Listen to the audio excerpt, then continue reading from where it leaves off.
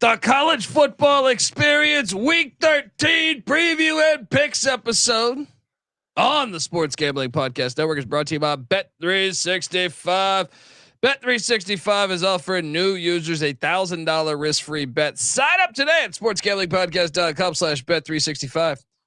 We're also brought to you by Hall of Fame Bets, the sports betting research platform for parlays, player props, and game lines.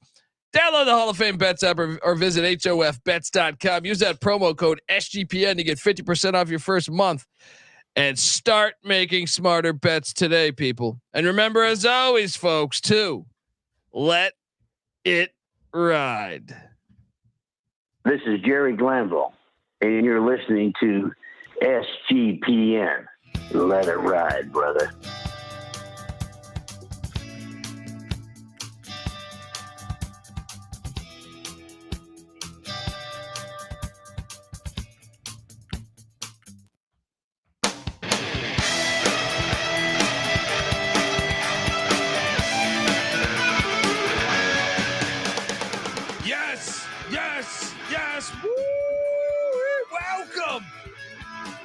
Welcome to the college football experience week 13 preview and picks.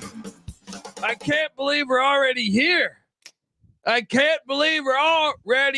Folks, as are we week 13. Gosh. Week 13, just like that, man. We're getting old. It used to take like 6 years for it to go through a season. Now it's like fucking a week. Yeah. Feels like the whole season goes by in a week, folks. Look, if you're wondering just who the hell you're listening to, that is fair. My name is Colby Swinging Database Dan, aka Pick Dundee. That's not a pick. This is a pick. He was raised in the land down under, where a man thinks on his feet, speaks with his fists, and lives by his wits. When Dundee happened, he was a superstar. And you're nothing but a chameleon, lemon-headed, coward, terrorist pussy. And I'm after you, buddy. You're going to pay for it. Good night. Oh, we are here. I mean, this is it used to be better, but it's still great. Egg Bowl, Ohio State, Michigan, Iron Bowl, Civil War, Apple Cup, the Dust Bowl. Now, why did it used to be better? I feel like this is a pretty great week of football we got right here. Because we used to have every Friday Texas A&M, the Backyard Brawl, Colorado, Nebraska. Shit like that was a lot more heat. Yeah, we did lose some rivalries. Yeah. You're right. And I'm probably forgetting some. Still pretty good weekend ahead. Yeah. It is still a good week ahead. And we're going to pick every game like we always do. Folks, hopefully watch it on YouTube, youtube.com/the college experience. And Tyler already knows me. He's so ready. He says in the chat for Colby to pick every single dog. The dogs are going to be barking. They are good. Shout out to Alan Cooley, legend in my mind.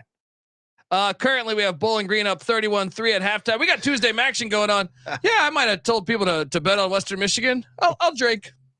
Scotty left. I'm making you drink that humble juice. Western Michigan's a hard team to understand, but I didn't lock it up. I did lock up Eastern Michigan, currently up 14-0. Chris Creighton looking to go bowling. Don't jinx it. Well, and look, if they go bowling, that's one more team saying "fuck you" to James Madison. I know. All right. Here's the thing. I'm a little torn. That's their motivation tonight. I want to say only like 11 of 23, I think, remaining teams with 5 or 6 losses need to lose for JMU to become eligible. But I'm rooting for Eastern Michigan to win. I'm a little torn. There are select ones that I'm like, no, I want this team to win. Well, I want to see EMU bowling. There you go. I am joined by my co-host. Give it up for former JMU Duke defensive back, the burrito eating, sideline kiss stealing, wheeling and dealing, Patty C in the place to be. Hi-oh. Let's get it going. Yes. Let's get it going, folks. Happy holidays to anyone listening to this. Maybe you're listening to this on Thursday. Maybe you're in commute. Doing a 4-hour drive. Got the family asleep in the back seat. You're battling through all I-70. Colby just woke him up. Watch out for the F-bombs. Yeah. The Tecmo Super Bowl music might be the thing that wakes up your your kids, but you could tell them about Tecmo Super Bowl and then go out and get them that game. Because last night, if you watch Monday Night Football, Jalen Carter, he did a Tecmo Super Bowl Tim Goad move. The lurch. Yeah, unbelievable with the dive. What was Bob Nelson for the Packers? We are also joined by third man in the booth, the DFS god himself. We invite you to come play DFS. Give it up for the rooftop IPA drinking, homebrew making, tobacco road living, the free life giving, former Herndon Basketball League MVP. Give it up for NC Nick in the place to be. There we go. What's going on, guys? Woo. There's definitely been times where like I've had the podcast on in the background. Maybe I'm like grilling or something, and the kids will come by and there'll be like 5 F-bombs in a row. I'm like, oh, turn this off. Who are these jerks? Well, look, the way that I learned was, introduce language to the youth at a young age. You can't shelter them forever, right? You can't. You really can't, especially these days. They're already way ahead of you on the computers, on the internets. You know what I mean? That's right. Yeah. I try to play the current video games. I don't know what the hell I'm doing. I got like a first-person shooter game. I can't even raise my fucking gun. Yeah. I'm just sitting there shooting myself in the foot over and over and over. The technology's all gone through the roof. You can't hold them back even a second because that just means you're setting them up for a bigger fall once they do figure out what the real deal is. There you go. Parenting advice from Patty C. I like it. That's right. Get your kids drinking before college, certainly. You should do it. You should do a parenting book. Yeah. Parenting with Patty C. I like it. It's got a good rating. All right. Shout out to Michael Friedman in the chat. It says, we believe in the East Carolina Pirates.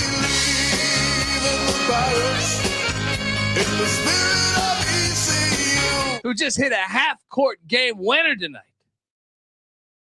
Subscribe to the College Basketball Experience. But I was disappointed. Mike Houston seems like not going to be fired. Donnie Kirkpatrick, their offensive coordinator, fired after the season, though. At season's end. Well, what are you going to give him one more paycheck to take on Tulsa? Well, I mean, this game's meaningless. What's the point of firing him now? Well, I would fire the head coach. Mitch Rodriguez is out there, but no, we're not doing it. Maybe he's got a relationship with the players. He is their offensive coordinator. Show them a little respect. Show the players a little respect. Let them finish a tough year out. I would show them respect if they scored a point in Annapolis, but instead they got shut out. They changed that graphic, Colby. Oh yeah, Jesus. What's funny is too many shows. Sorry, what, Patty?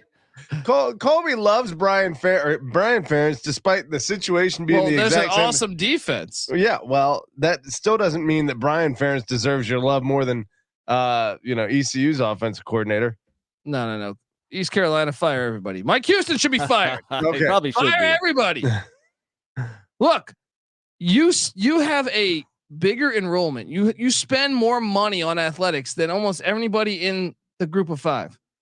It is uncalled for to be this bad, especially when UCF, Houston, and Cincy leave. This is ridiculous. Yeah. Fire Mike Houston now. You would have thought the final straw would have been being shut out to Navy, but apparently not. But that's enough to get your offensive coordinator fired. Yeah, he's had what was he 8-5 last year? Maybe it was just an off year. He never even flirted with the fucking shit. Get him out of here. I'm sick of this JMU trash. No, I'll say that. I've agreed with you before. What are they 2-9 right now? Something of that. Yeah, and only one win against a FBS right now. Yeah, I mean, if you're in year 4 and you're 2-9, if you're getting shut out by Navy and you spend like 4 times the amount of Navy, get the fuck out. All right. Yeah.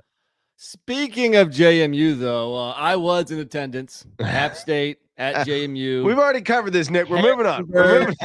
Game day, man, what an environment, dude. The Bridgeforth, great stadium, fan base really turned out. It was a blast, and all the better that App State hit that on the money line. I know Colby and I were on that.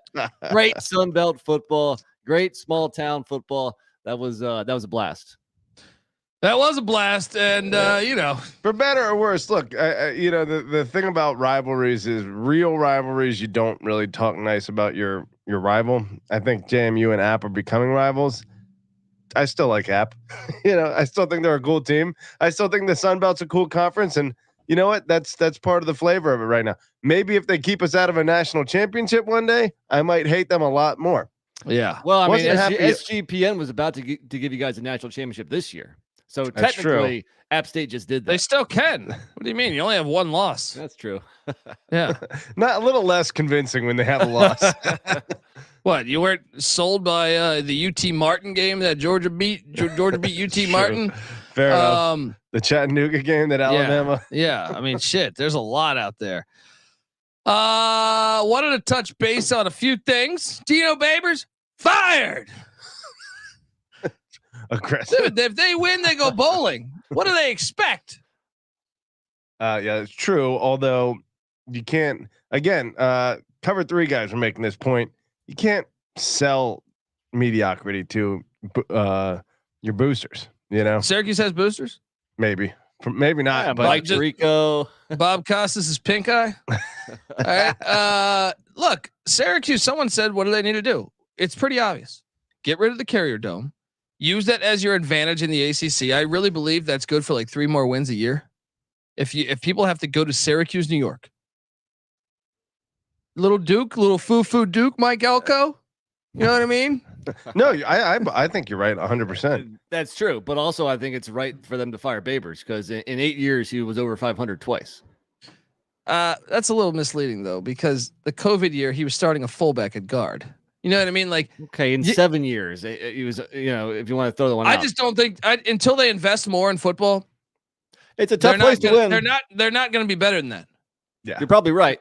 Yeah, It's going to take somebody really innovative, or it's going to take a push from the whole university and the boosters to be better. But I do agree that Babers. I mean, I think he's a decent head coach, but it was probably time to go. He did a great job at Bowling Green. Look, someone in the group of 5 is going to get him. He's going to be very good. Yeah, Okay. he's a good But coach. I think he's a maybe good that's football where coach. he belongs. No, I think Syracuse sucks ass. Yeah. They don't invest in football, and I think if you throw him at a certain other school, you know, even in the Power 5, I think he'll be a good coach. What coordinators did he have come and go? Sean Lewis. And I, left. They were effective on the offense. current And but also the current DC of Nebraska, who Matt Rule was just on record saying we don't spend enough because he's going to leave. Tony White's his name. Tony White is one of the hottest names as a defensive coordinator in all of football right now. Yeah, maybe Right? if they could just retain some coaches by shelling out. That's a what I'm little saying. more. They're not spending any fucking money. Rocky Long this year. He's a good coach. Dino Babers has put good coordinators there. They leave, they get hired, and Syracuse, this is on you. You guys have a fucking big ass enrollment, a ton of rich alumni. Invest more in football. Yeah. Little bitches. Get an outdoor stadium. Minnesota did it. You can do it. Yeah. Yeah. I mean, the whole fucking, I just watched the Grey Cup. The whole fucking CFL's playing outdoors. You'd say you're little sissies, you pussies. now, Syracuse's last 2 wins were against they lost to Georgia Tech and Boston College. I don't think those schools spend more than Syracuse necessarily. True, but okay. I mean, yeah, I think Babers. They're on the same level, I would say. There's a momentum thing. I think I agree with Nick that it's time to go. You either are going a flat trajectory does not work. Who could kill it? You're growing or you're dying, right?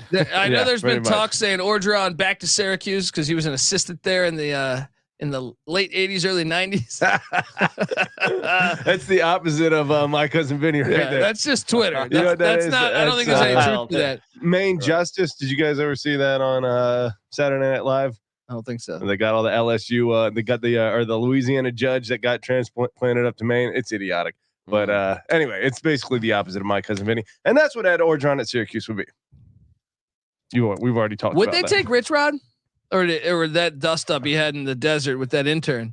Would they hold their Syracuse is pretty head high? highfalutin school, right? Yeah. I don't think they go for that. You know, I saw Bob Chesney being mentioned, the Holy Cross head coach. I saw that too. Someone was saying that he's holding out for this Boston College job, but next year. Yeah, I don't think you can rely on half the getting fired. I think that would be a great hire by them. Sluka is gone. He hit the portal.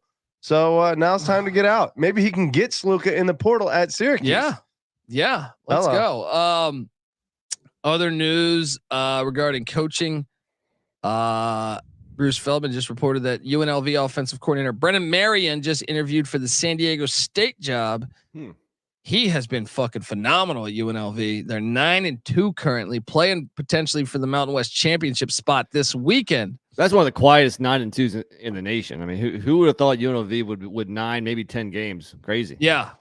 Another thing, You know, it was even quieter than UNLV at 9-2. What's that?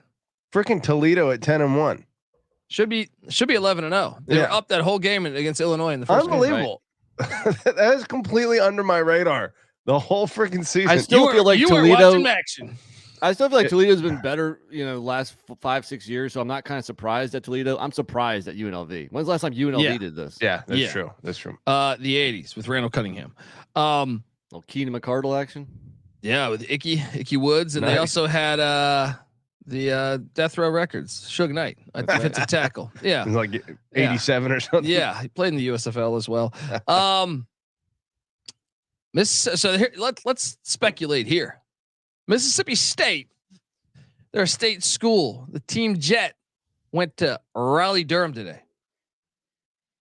The Twitter has been blowing up, saying, "Is it Mike Elko? Is it Dave Doran?" I think it's Dave Doran personally. Is it Dave Clausen? Is it who else? Who else do we? You have said here? this is Mac Mississippi Brown. State. Yeah, Mac Brown. No way, Mac Brown. Yeah. It's got to be what? Elko, Clausen, Doran. I think it's Doran because Doran wanted the Tennessee job, and he almost got it. And I think it's NC Doran. State is more of a SEC culture, so I could see that transition working. I think it might be more Elko though, because I think Elko's got a hotter name right now. Doran. Yeah. I don't Doran's think. I think Elko has Michigan State or A&M. I mean A&M. I don't 100% know, but Michigan State. I think if Elko wants it, it's his. Doran's a rock solid football coach, but talk about a unsexy hire. That's it. Yeah. I mean, Could it be Clausen? I don't know about that. He seems like he's just Clausen's Wake. at the perfect fit at Wake. I don't know. My guess would be Elko, but who knows? What if it's Sean Clark? What if it was Ziggy Zag? Hey, what a big game! How far is Boone from Raleigh? Well, that's 3 what's hours. funny. That's what's funny is they're not going to fire him now. So it's funny. App State fans are kind of I was just looking online earlier in the master week. plan. Yeah, they're like, damn it, we kind of wanted him to lose that, so they fire him and they go out and get somebody. Well, look, Now there's no way, and we hit our over, by the way, on that. Yeah, and if they win, if they win this week, they're 8-4. But really, they should be 10-2. They should not have lost to Coastal at home or ODU. Should have beat North Carolina. Yeah. Well, yeah, I know, of course, but throw that one and the Wyoming one out. I mean, they're in every game, but really, teams of App State in the past, they would be 10-2 this year, not 8-4. Yeah. Still pretty good though. How about the Liberty Bowl? Getting a full renovation. FedEx founder Fred Smith giving him $50 million. This is, I think, going to make them jump to. I know the Big 12's got a meeting about expansion this week, so keep an eye on that because I think that renovation. Getting in bed with Fred Smith is a dangerous game. Ask Dan Snyder. Fred Goldsmith. Fred Goldsmith. Speaking of Duke football coaches. Yeah. Ryan Field should have done this instead of them doing this foo fucking MLS stadium that they're going to be doing. They should take Ryan Field, which is a classic, and just redo it. Oh man, the way that the Liberty Bowl looks with these photos looks fantastic. Okay, so that's enough news. Let's get out of here on this news front. Games. Let's pick some fucking games, folks. I want to tell you that the college football experience is brought to you by Bet365. Bet365 is the world's favorite sportsbook, trusted by over 88 million players worldwide. Sign up today. Choose from 2 bonus offers, either a $1,000 no sweat bet or bet $5, get $150 in bonus bets. Just head to sportsgamblingpodcast.com/bet365. That's sportsgamblingpodcast.com/bet365. Problem with gambling, call 1-800-GAMBLER. All right. We are back on the college football experience. And what do you think of NC State running back Michael Allen, by the way? Says, I'm not going to play the rest of the year. Why is NC State having all these players saying, I'm not playing the rest of the year? I want a red shirt or transfer. I don't know. That's good. Yeah, good question. I'm wearing the NC State hat tonight, but I don't know. Ultimately, he's not that good of a player, so I don't think it's a big loss, even though NC State's been thin at running back. But yeah, that was kind of surprising considering they've won like 4 in a row now, and they have a potential to have a 9-win season. Yeah. And what'd you guys make of Diego pissing Pavia? The past 2 years, the biggest upsets in college football the past 2 years have been New Mexico State is 21-point dogs. Pissing Pavia was the quarterback of both teams. Beautiful. Who was the other one? Liberty. Both and Hugh Freeze both got his ass whooped by Jerry Kill in both outings there. A great stat. That is a great stat. All right, folks. Let's get into it. We got one of the best. I encourage people to go read the book Blood Feud, which is the story of the rivalry between Ole Miss and Mississippi State. You want to learn about just complete debauchery. It makes me appreciate that. I think this is maybe the most underrated rivalry in all of college football. Thursday night, we got the Egg Bowl. And on the line, by the way, this series goes back to 1901. Ole Miss has got an 18-game lead. However, Hail State won last year. Mike Leach's final game was a Egg Bowl win.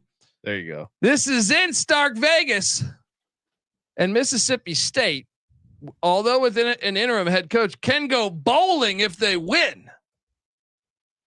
Patty C and JMU fans are rooting for the Rebels. Who's got a little more at stake, would you say? Ole Miss, the 10-win season, or Mississippi State bowling? Or does it really not matter? Is this the only thing that matters? The Egg Bowl matters. The Egg Bowl matters. Jackson Dart is actually questionable, but and Zachary Franklin's doubtful. But I am all over Hail State and the points. These games are always fucking insane. These are always insane games. I mean, what was it? Remember the guy pissed in the end zone? Remember that? Yeah, that was a fake piss though. We got Diego Pavia. That's a real piss right there. Diego pissing Pavia. You pull big upsets when you actually piss on a team. What are we picking this line as? Is it a flat 10 you seeing now, Colby? I'm seeing a flat 10. It was 11 yesterday, but yeah, it's coming down a little bit, I think, due to that Dart injury. But I disagree. And even if Dart's out, Spencer Sanders, he's been around the block. He's, was at Oklahoma State for at least 4 years, if not 5, so he can step right in. I like Ole Miss. It's a revenge game from last year. Last time this game was in Stark Vegas, Ole Miss won that by 10. And ultimately, this is just a play that Mississippi State has been a bad football team all year long. I'm going to lay the 10 here, and I'm going to start things with a lock. What? I think you're silly. I think Mississippi State's going to have success on offense against that foo-foo Ole Miss defense. I don't know. I mean, why? Because they put up a couple points against Southern Miss. Look, but before that, 21 point because Ole Miss's defense isn't great. No, it's not great, but Mississippi State's offense is complete trash.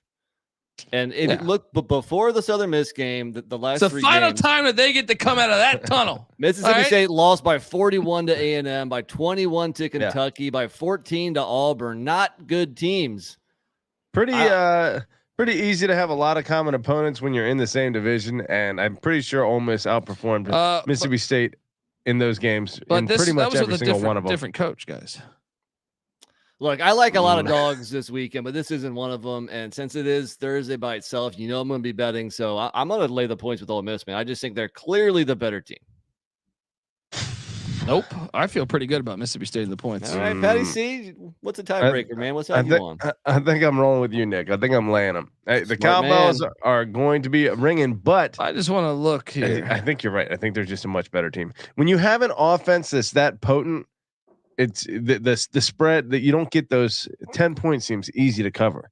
Really? It could be, 52 to 35, which would be a decent showing by Mississippi State. They haven't covered 10 points since 2018. And even with that was a Mississippi State win, actually. No, they haven't covered. Ole Miss hasn't covered 10 points since 2012. Well, the last game in Stark Vegas was a 10-point win. Exactly. So it's right there. And that was a much better Mississippi State team. No, it wasn't. That was the first Leach year, wasn't it? It was year 2 with Leach. I still don't know that it was much better, right? They were like 6-6. Better than this year? This year they could go 6-6. Yeah, but they were better under Leach. I mean, who's a better coach, Leach or whoever the hell they have now? Yeah. I mean, aside from the Arizona win, which is freaking amazing anomaly on their schedule. Southeast Louisiana, Western Michigan, Arkansas 7-3, and Arkansas Southern wins looking Miss. all right. Those are some shitty ass wins that they have. And speaking of their offense, how about the last month of SEC games? They've put up 10 points, 3 points, 13 points, and 7 points. That's so why the Ole Miss defense might game. actually look pretty good against his bad Bulldog offense. That's why they didn't give the interim job to the OC. Arnett, rightfully so. Yeah. No, Arnett. Okay. Barbet. Yeah, the former App State OC. Anyway, that game's awesome. That game, I'm really looking forward to that game. Moving along to Friday, we got Friday college football, folks. TCU is heading to Norman, Oklahoma in a series that dates back to 1944. Oklahoma has an 11-game lead, but TCU beat them last year. Can they make it 2 in a row? The Horned Frogs are catching 10. I will lock up TCU plus 10. The gap is razor thin between these teams, in my opinion. I think TCU, by the way, playing for a bowl. Yeah, I think there's an argument to be made there. Do you think Norman makes a point differential there? You think it's, what would you think on a neutral site? Neutral site, like I would have Oklahoma minus like 1.5. Wow. TCU might be playing for a bowl, but Oklahoma's playing for a berth potential in the Big 12 championship game, right? True, but is Gabriel even playing? What's going on? Questionable. I think, and that's why again we're seeing the line basically copy the line of Ole Miss, Mississippi State. All I know is Oklahoma. Oklahoma, I know they blew out West Virginia, but I'm saying, with the exception of that, they're like the same as every other team in the Big 12. Yeah. Coming out of that bye, that's been their only impressive performance. Yeah. In the last 5 weeks. My problem here is the true freshman quarterback Josh Hoover for TCU. On the road, he's thrown double the amount of interceptions as touchdowns. I'm going to go Oklahoma here. I'm going to lay the points again. Really? I like this. I like this difference we got going here. Hey, right. And by the way, this is the game where Dylan Gabriel tried to do that bullshit last year and he got knocked the fuck out. I am not locking this though, because I could. Let's do it again. Let's do it again, Horned Frogs. What are you doing here, Patty C? I don't know. I feel like I have to take everything you say with a grain of salt, just because you're gonna take the dog most of the time. I really just feel like they're equal. You're a hipster. No, but I agree with you. This is the lie of this year's college football season. Okay, Georgia, Michigan, I'll buy in, but like the lie is the Big 12. The lie is everyone's the same. Like, did you guys know that Texas has played 7 backup quarterbacks out of 11 games right now?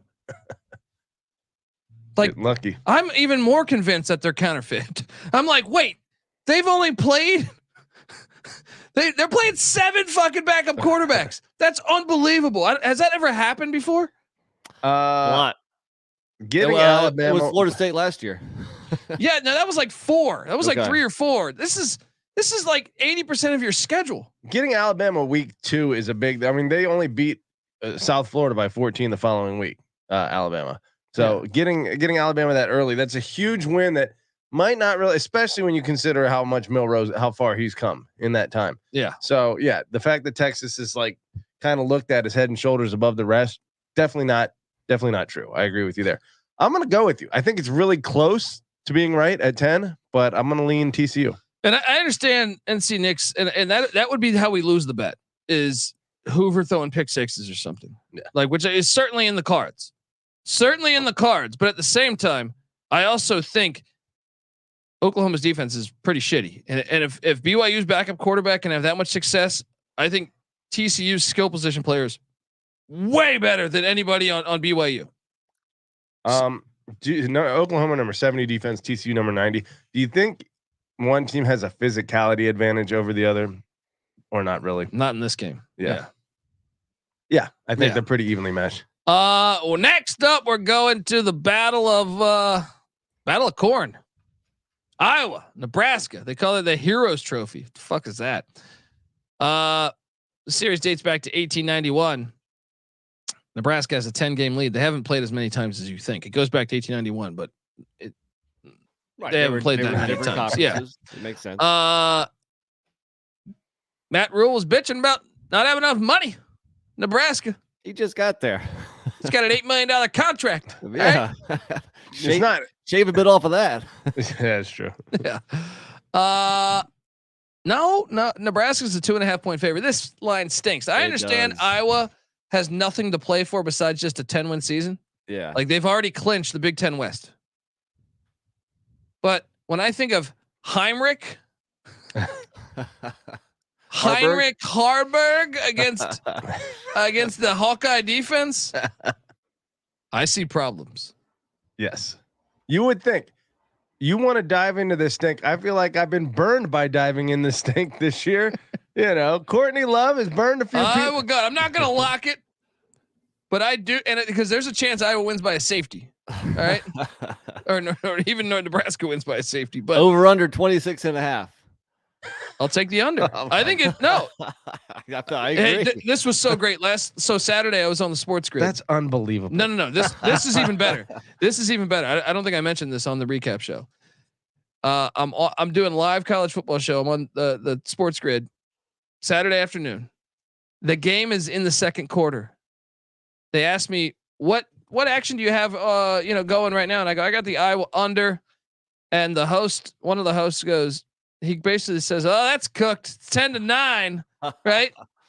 Right? It might have been late first quarter for all I realized." And then I was like, in my head, I didn't want to, call him out on the show, but I'm saying like, "What do you mean, dude? They didn't score for like the next 25 minutes. Wait for them to get conservative. Yeah, I was like, at 1 point lead, they're getting real conservative. If they already scored that one touchdown of the game, that's out the way. Yeah, maybe field goals and safeties. Sure enough, it hit. Sure enough, it hit. I also ECU Navy. I was on Hoops Peterson, and they're like, "This is a 29 total." And I was like, I did say take ECU money line, but also take the under. Yeah, 10-0. 10 total points. Anyway, back to this game. The line does stink to high heaven, but I got to take Iowa here as system play. Patty, what are you doing here in Lincoln? I definitely have to take Iowa too. I mean, Nebraska's playing better ball, but it's in Lincoln, obviously, like you said. Still, I think with the Big Ten championship, Iowa is dialed in right now, and they will cover that.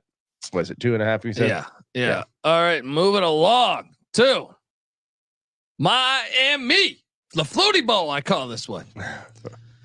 CJ Sullivan cracking me up today. Check out the Bottom Line Bombs podcast because he says this is the game out of the whole slate. If there's one team that's not going to give a absolute shit at about, he's like the Miami Hurricanes going up to cold ass Boston on the day after Thanksgiving. Gonna be in the 40s at noon. Nobody's gonna be there. This series dates back to 1965. Boston College, believe it or not, has won 3 of 4. Miami still does have an 18 game lead, but I am in agreement with CJ Sullivan. Boston College +8. Ride the money line. Yeah, money line at +270. We called this one on the money line way earlier in the season. I'm all over the season. All over it. NC Nick, what are you doing here? 100%. I mean, also Miami is 0-3 on the road in conference play to begin with in games they were trying, in games that mattered. So I think here you definitely jump on the Golden Eagles. Did you realize that Miami, who I believe has yet to win a road conference game in the Cristobal era? Wow. Well, they haven't this year. I know that. I believe last year. So okay. Yeah, they haven't won a game in regulation since September 23rd against Temple. After those 2 overtime wins against UVA and Clemson, I think I remember saying on the show that shit is not sustainable. What do? They drop the next 3. So as we expected, the under for Miami's already hit. I was playing that music because the under hit when Louisville beat them last week. 6-6. Can we talk about, by the way, and we forgot to talk about this on the recap show. So there's a minute and 16 seconds left. I think it was. Miami's at the Louisville 4-yard line, 4th and goal. They know they got to go, right? They have 3 timeouts left. So if you don't get it, you can get the ball back. Mario Cristobal calls timeout on the 4th down. And sure enough, they pretty much lose because of that 35 seconds that were off the clock. He did it again, guys. He did it again. Not enough people are talking about it. If they hurry up and go. If he just has the right play ready. Well, remember, they got the ball at like the 50-yard line. They had to throw a Hail Mary. Yeah. They would have 30. They would have 40 seconds left. I don't think people are talking about it because it's expected now. It's like, what else is new? It's really unbelievable. Yeah, I'm all over BC. I think we all are in the Flutie Bowl. Memphis is heading to Temple. This is another one that I feel like me and CJ back in July. Even though, CJ was higher on Temple than me. I was on the under at Temple, but this is one where we looked at it and said, wait a second. The day after Thanksgiving, Memphis, by the way, not eligible to their season's done. Like this win does nothing. They're in a bowl, but they can't play for the AAC Championship. They're out of it. They're eliminated. And they got to go to that. They got to go to the link the day after Thanksgiving where there's 12 people there.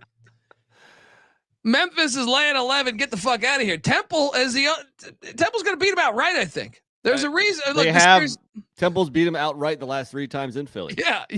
The series dates back to 2013. They're going to get it done. What are you doing here? I think I recall like previous years betting Memphis, and I've learned my lesson. They don't care about this game. They don't want to be up there. Very similar to Miami Boston College. I'm going to take Temple again. Home dog it up. Yeah, especially because there's no stakes. Like, right, exactly. If Memphis was to like win, you're in the AAC Championship. But knowing that they're eliminated, they're not going to give a fuck. Boston College Temple money line parlay sounds pretty attractive. Yeah. The no fucks given parlay. That's right. You got to figure it's a little bit of a letdown spot for Memphis coming off that SMU loss, which would have put them in the AAC Championship too. Right. They're deflated. Yeah. You got to go up to that hornet's nest at Lincoln Financial Field. Things are football in Philadelphia is firing right now, including the Temple Owls. Next up, we are jumping over to. Any chance you watch that game on Black Friday? Well, I'm gonna have some money on it, so potentially. You're a degenerate. You are a degenerate. Toledo. Heading to Central Michigan. Patty C's a huge Toledo fan this weekend because Central Michigan playing for bowl eligibility. This series dates back to 1928. Toledo has an 8-game lead, but get this: 2-2 in their last 4 against CMU. CMU is catching 10 points. I'm all over the 10. I actually think they're live to win it. Sprinkle a little bit on that plus 300. NC Nick, what are you doing here? You guys, you could argue the same thing. Toledo already has that side of the MAC locked up. Kind of a meaningless game for them too. Another home dog. Sign me up. Disagree, because you need it. You need it, buddy. The Toledo Rockets are potentially playing for a New Year's 6th berth if a few losses happen. And I mean, really, it doesn't have to be that surprising. All you have to have is what? UTSA beat Tulane this week. Tulane's look very vulnerable. What about Liberty? Liberty could take a loss to New Mexico State, and a 13-0 Liberty probably shouldn't even get over. Liberty plays. What's that? Liberty plays UTEP. Are you talking about in the conference championship game? In the conference championship. Okay, I'm sorry. Okay. Yeah. So yeah, I mean, a couple things could happen. Toledo's still very much alive for the biggest game in the history of their program, so I think they play hard and they get it done. Jason Candle also probably putting himself in position to get a big job out there. Out where? Out in the world. Syracuse specifically. There. Yeah. This guy's sprinkling that bullshit. You know what I mean? Anyway, next up, let's jump on over to the likes of. This is still Friday, by the way. You get all this on Friday. The Ohio Bobcats are heading into Akron, Ohio.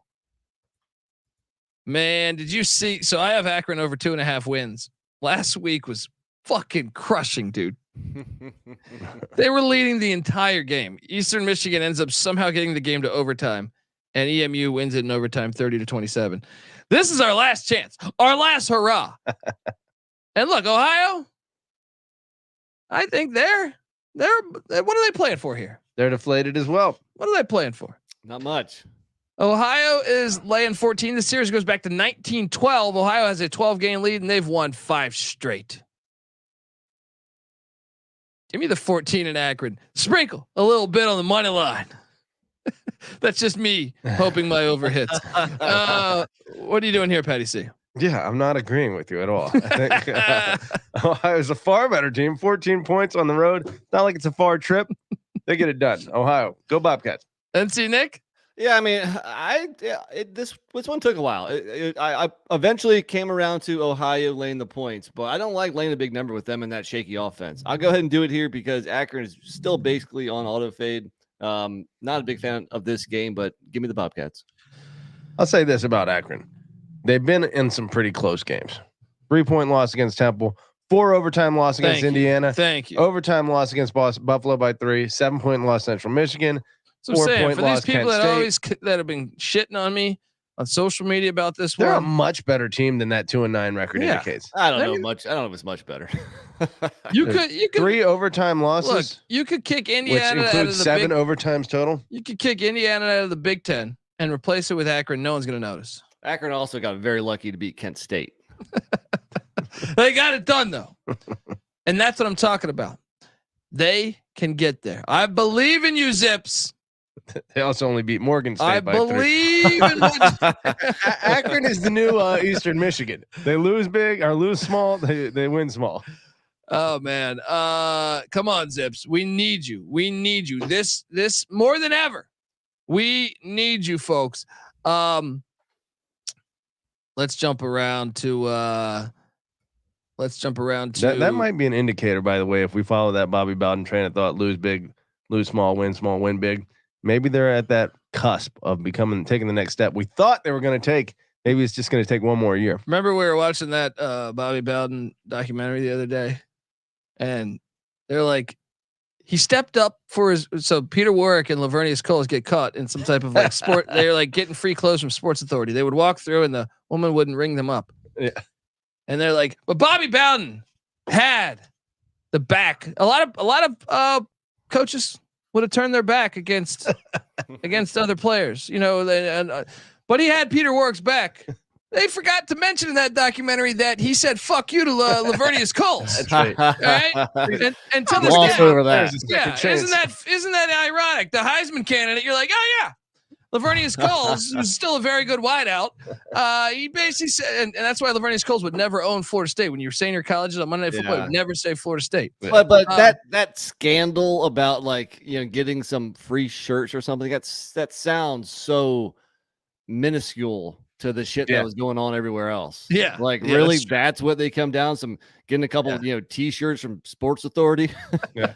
Maybe it's something with Florida State because Jameis Winston with some crab legs. Yeah. Well, that one's great. That's the best of all time. Just because it was crab legs. It's like, it's delicious. That's just a great thing to steal.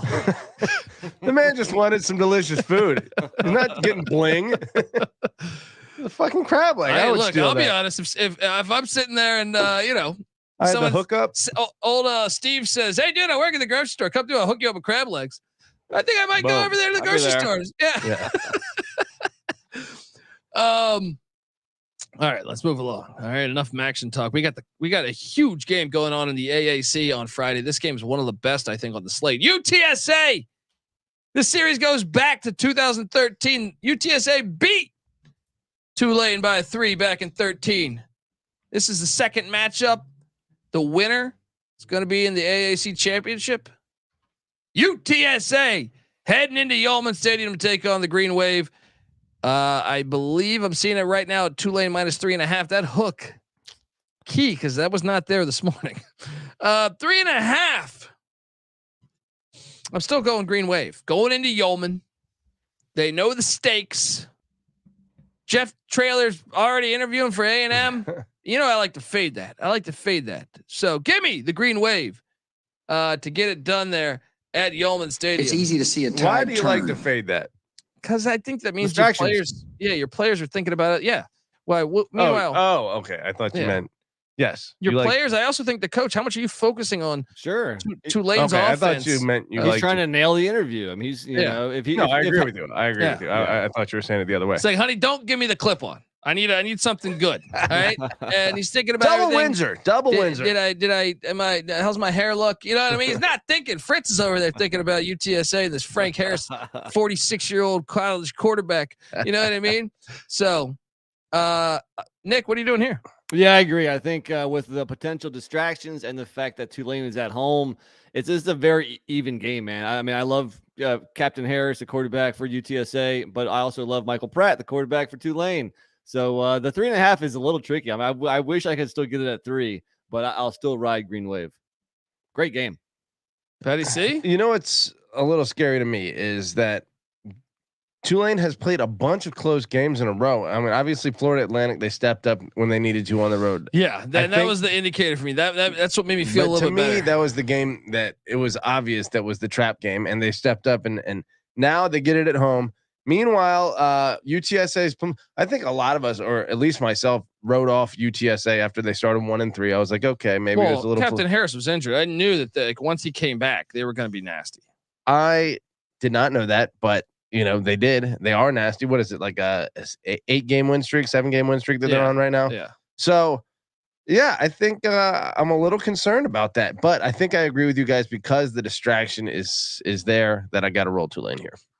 3.5. Oh, that hook is a little bit of an issue. The hook is it made me hesitate a little bit. Friday. So far, that's the best Friday game, I think. Yeah. Right. TCU Oklahoma maybe throw in there because there's implications there. Moving along. Utah State at New Mexico. The series dates back to 1951. The Aggies have a 3-game lead, and Utah State's won 6 straight. New Mexico just pulled off a huge upset against Jeff Tedford and Fresno, basically knocking them out of the Mountain West Championship game last week. You got to think Danny Gonzalez is fired, but if he wins this, he's 5-7, and maybe they think about it. Maybe they go, "Hey, it's a pretty good record for New Mexico." Yeah, if he wins this, that's the question. It's in Albuquerque. They're getting 6.5 points. Meanwhile, Utah State, Patty C, you should be rooting for New Mexico because Utah State, if they win, they're bowling. I'm actually laying it with Utah State. I think Utah State's the better team. NC Nick, what are you doing here? You might be right, but New Mexico just ran for 345 yards on Fresno. And I know Utah State always struggles to defend, physical run heavy teams. And maybe that's what New Mexico just turned into. Plus they're at home. Give me another home dog. Woo. You liking it? No. Patty C, what are you doing here? I got to check something real quick.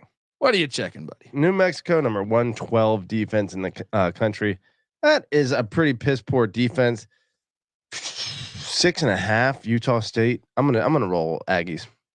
They're gonna be knocking out your Dukes, but at the same time, they help your strength of schedule. So you probably want. This is one of the ones where I think you want. I don't think strength of schedule is much of an issue for shit talking rights. You never know. Okay, you might be at some bar and start talking shit with somebody. Have another bowl team on the record. There you go, folks. Let's jump on over to the next Friday game.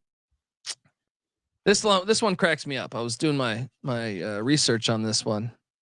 Missouri at Arkansas. They call this the battle line rivalry on Wikipedia.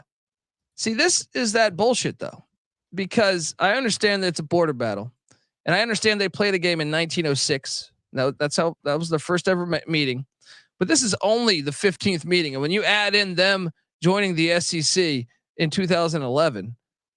It's like, okay, they only played 4 times in 100 years of history. Before that, there was no battle line rivalry then. This is some Greg Sankey shit. We're going to get a Wikipedia page. Let's call it the battle line rivalry. Right? Yeah, it's better than the Heroes Trophy. That's true. The Heroes Trophy is corny. True. You see what I did there? So Mizzou has a 5-game lead, but they're 2-2 in their last 4. Arkansas is not firing pulled pork Pittman, I hear. It's getting another year. Lucky basketball season started. Arkansas, though, is catching 7.5 at home. I'll take it. NC Nick, what are you doing here? I'm gonna lay the points with Mizzou. I thought the game against Florida would be a little tricky, and they somehow still managed to win that. They do have a horseshoe up their ass. That was basically a walk-off field goal, similar to the K-State win. But clearly Missouri's the better team, and I guess what does Arkansas have to play for? That's we're gonna mention that a lot in this show because it is the last game of the regular season and some teams are already probably packing up. So I'm going to go Mizzou. I'm going to lay the points.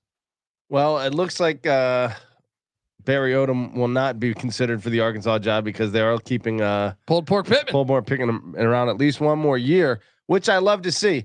However, Missouri is a far better team than Arkansas this year. This is a ridiculous 7.5. Yeah. Get the F out of here. Lock it up. I was contemplating locking it. Lock it up. Double lock? You know what? It's the last week of the regular season. I want some locks. Yeah. Let's go. You're going to have some turducken in you. You know what I mean? You know what? I hope, though, that it doesn't end up with a convincing win for Missouri, because I think it's bullshit that the committee is still putting 9-2 Missouri over 10-1 Louisville. That is them pumping up the SEC. Oh, this bothers me so down the much, ACC. dude. I was listening to like some other podcast. I don't even remember which ones it was, but it was like they're not even talking about Louisville as a possible playoff team. Yeah. I'm sorry if you go 13-1 or 12-1. I guess they're not gonna. They're 12-1 with playing. What? How many would that be? 12 Power Fives? Yeah. Get the fuck out of here. Here's the other thing. Get the fuck out of here. Florida State is going to be number 3 on championship weekend. If you beat the number 3 team in the country on the last game of the season and you finish 12-1, it's fucking incredible. You're worthy of of playoff consideration at the very least. Yeah, I don't know. I think that game's sneaky though, because I think Mizzou's playing a lot of close games this year. Air Force. Louisville needs Florida State to whoop Florida's ass. They need Rodemaker to show out, and because the committee has a ready-made excuse that Florida State doesn't have Jordan Travis. I don't even care, because it just bothers me if I think about it. I'm just like, you know what? Let me focus. It's already happened. Yeah. It's already happened. Next up, Air Force at Boise State.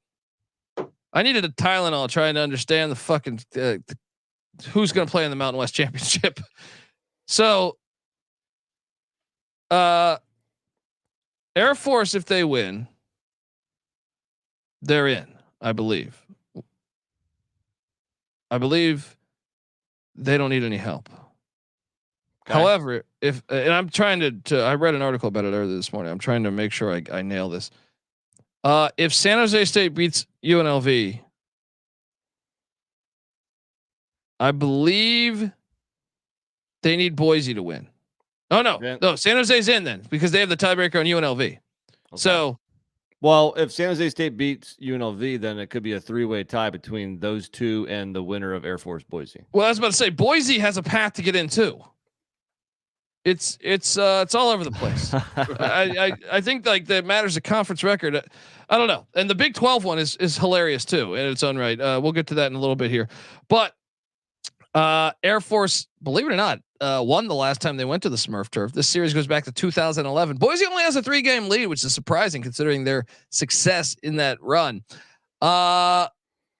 Boise's laying 6.5. Interim head coach.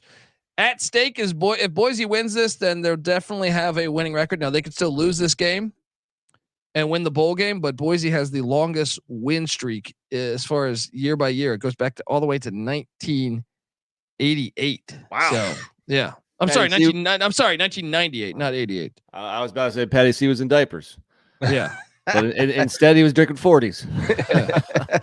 1988. Believe it or not, at 5 years old, I was not in diapers. Yeah, I was still shitting and pissing myself. I just, did it right in my pants. Yeah. Still doing that today. I'm gonna take Boise minus 6.5. I don't feel great about it. It's tough because Larrier, the quarterback for Air Force, today he was ruled out, as was Emmanuel Michael, their leading rusher. Well, on the Boise side, you got Avalos gone now, game 2. My theory is that a team will get up for the first week without the coach and fall flat the second week. I'm going to take the points. I mean, the points is solid because last year was a 5-point game. I mean, you're right, actually. I'll take the points. I think Boise's going to win this game, but I could see it being a 17-14, 17-13, 20-16 type of game.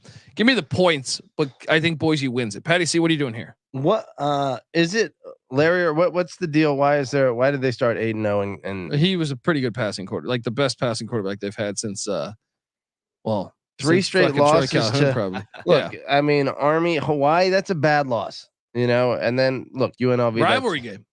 Yeah, but Hawaii Air Force rivalry game? Is it really? Was not aware of that. I think Boise, they generate a lot more points, so I guess I'll ride Boise here. Boise laying the points though. Yeah, Army's. I mean, until Air Force, you kind of have to ride the trend a little bit. Air Force has been shit in the bed for the better part of a month here. All right, let's move along. That game though, huge implications. I think Friday, if you're looking for like the important games, obviously TCU, Oklahoma, UTSA, Tulane, Air Force, Boise, and then this one, Texas Tech at Texas. The battle for the Chancellor's Spurs. Series dates back to 1928. Pretty cool. Texas has a 36-game lead. Texas Tech, Joey McGuire, 1-0 all time against the Longhorns and Steve Sarkisian. Hello. I love this spot. This is it. This is the one. Yeah. This is really the one, guys. We were looking for the one that could be, the satisfying win. But I thought someone made a great point. But them playing all those shitty backup quarterbacks, no one could exploit that shitty secondary, right? TCU somewhat did, but they still threw critical interceptions, right? If you look at the quarterbacks they've played, it's one of the most impressive records. Like the only teams that really gave them a hard time were Dylan Gabriel and Donovan Smith, right? Because they can pass the ball. Kansas State, not good at throwing the ball down the field, and they still almost won that game. But that is why I know Baron Morton is the backup quarterback for Texas Tech, which is hilarious. They're having another backup quarterback, but he started a shit ton of games last year. They're going to be able to pass on this team. I'm riding the Red Raiders and I'm riding the money line. Lock it up. And Brett Yormark was talking about this in the preseason saying, I hope Texas Tech, he was at a luncheon saying, I hope Red Raiders end Texas's season and keep them from the playoffs.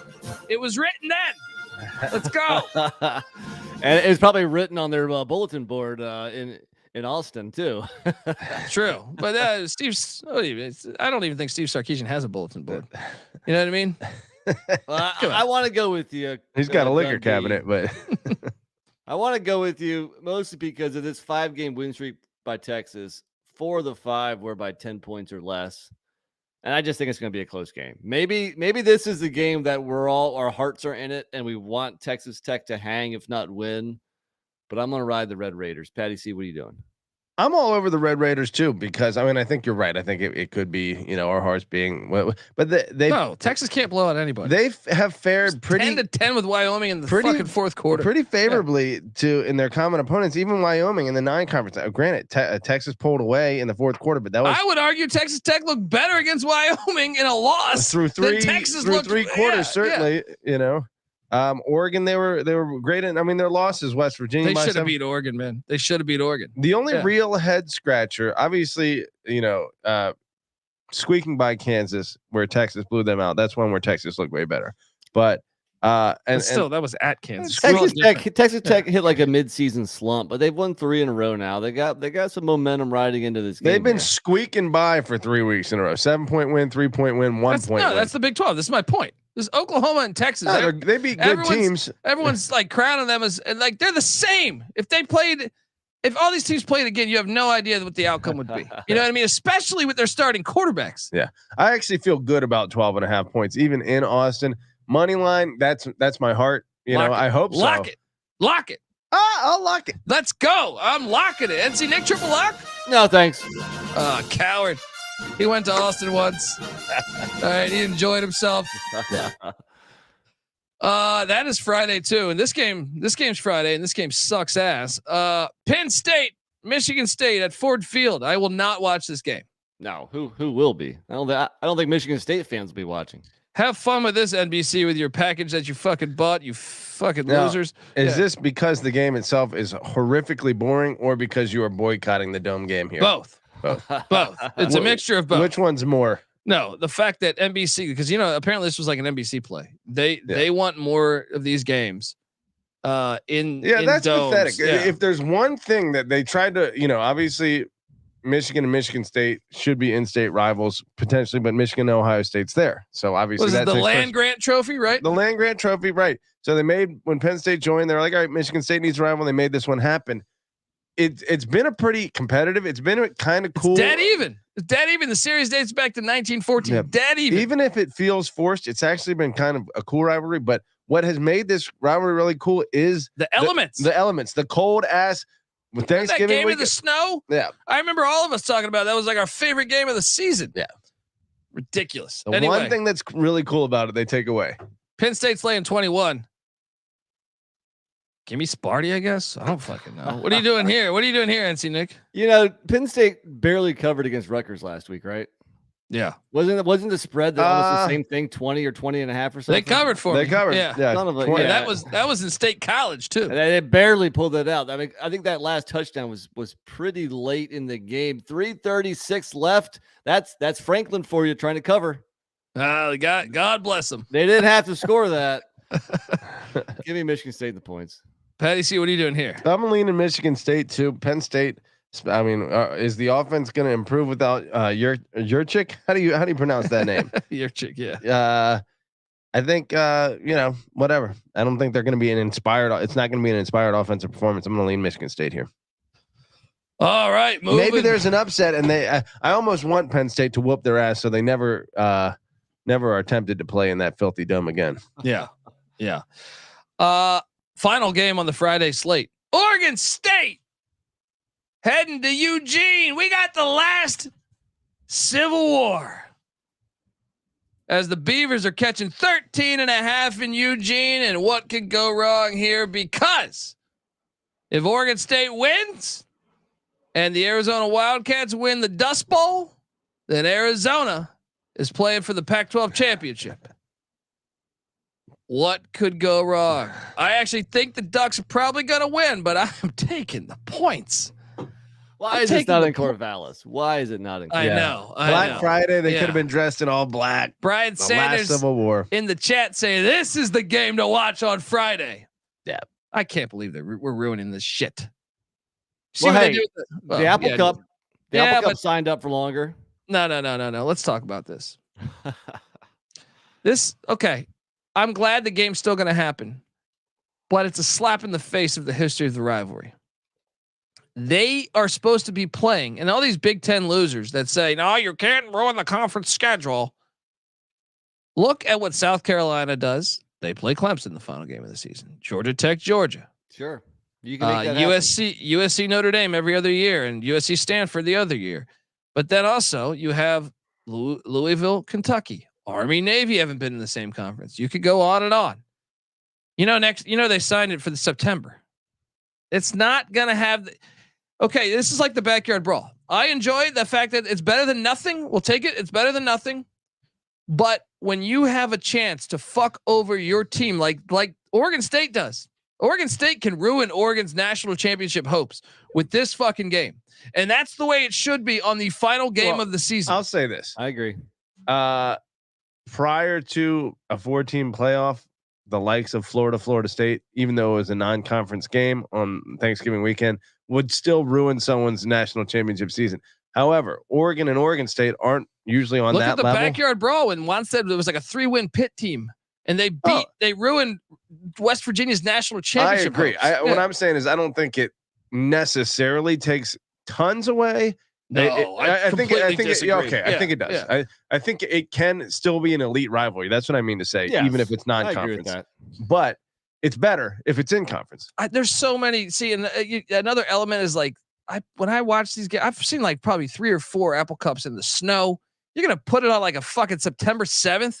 Be fucking 100 That's true. degrees. If you put that at the beginning of the season, God. Let's worry about that next year in the off season when we're breaking down schedule releases for this game.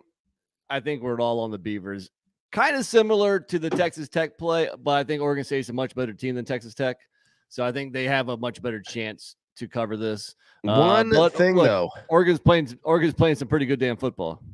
It's true. This series dates back to 1894. We're just going to blow it up. How about that Oregon State fan just pissing in the middle of a conversation?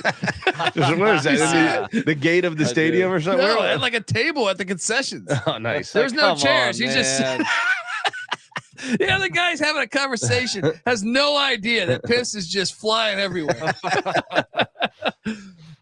Anyway, what are you going to say, buddy? Here's one thing to consider. Even though the game could be close late, Bo Nix is very much in the Heisman conversation. I feel like a place like Oregon would any place, but especially a place like Oregon would value a Heisman trophy in their case. A late cover seems possible here in Eugene here. If Bo Nix, they keep throwing the ball late, maybe. Yeah, true. Good point. Yeah. Our guy D Bettis in the chat, he's on Oregon, and look, we love D Bettis, but has he ever taken the dog? I feel like he is on every favorite every week. Oregon State just kept it within 2 against Washington. No, if it wasn't for that fucking snap, Yeah, it would have been overtime. Snap over the punter's fucking head was everything. Yeah. Folks, all right, look, this is side A. That's all Friday slate. We're gonna jump into Saturday because it gets even better on Saturday.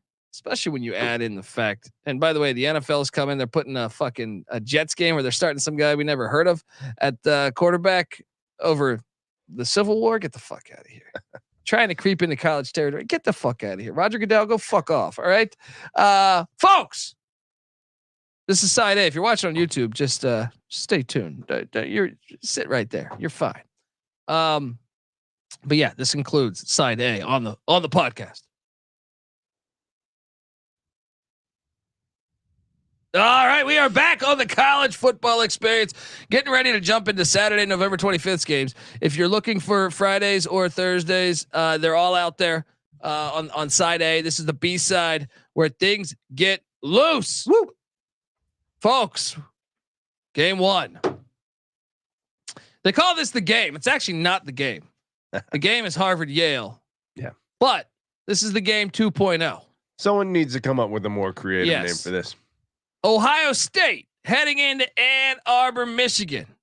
The fake game, but the series goes back to 1897. Michigan leads the all-time series by 9. Make it 10. Let's go. Locking it up. I like it. Michigan -3. It might end up being a push, but here's the thing. I do think Ohio State's defense is really good this year. Jim Knowles actually earning his paycheck here. However, I just think if there's going to be a quarterback to make the mistakes, I think it's McCord. Even though McCarthy didn't look great last week, I'm not saying he's Steve Walsh 2.0, but I'm saying, okay, I would think it would be McCord more likely than McCarthy there. So I'm going to lay the 3. Just the fact it's in Ann Arbor. If this was in Columbus, I would probably take Ohio State, but I'm not. Michigan gets it done. -3. What are you doing here, Petty C? Well, Ohio State, number 24 rush offense. I believe they're down at like number 85 or number 24 pass offense, number 85 rush offense. So I think if Michigan is able to stop the pass a little bit, which I think they will be able to. Yeah, then you force. But then again, Trayvon Martin or Henderson's been playing a lot. Trayvon Martin. Jesus. What? How many Travions do you know out there? There's only 2 I know. Sorry. I feel like if Michigan was or Ohio State was a little more dependent on the run, I'd feel better. Because I think Michigan is good in the trenches and. I think maybe Ohio State can actually exploit the secondary a little bit with the passing game, but I don't know if McCord is the guy to do that. It's going to be the receivers that do it, and they're going to have to scheme it up and get them open. Well, I'm seeing a high of 37 degrees. Perfect. Snow for Saturday night, so maybe that comes in a little earlier. Come on, weather. Yeah, come on, weather gods. NC Nick, what are you doing here? I'm gonna go Ohio State. You mentioned the defense. I think that the Ohio State defense has to be mentioned. And I think the fact that Ohio State has kind of turned into a running team over the last few weeks. I think maybe that's the formula. Maybe that's the build of a team that can beat Michigan. It's more similar rather than, the air it out, pass happy in the cold weather teams that Ohio State has had the last couple of years. Like Michigan, they hit my over. Now it's time they drop one. I'm on the Buckeyes this year. You took Ohio State last year though, didn't you? No, I don't think so.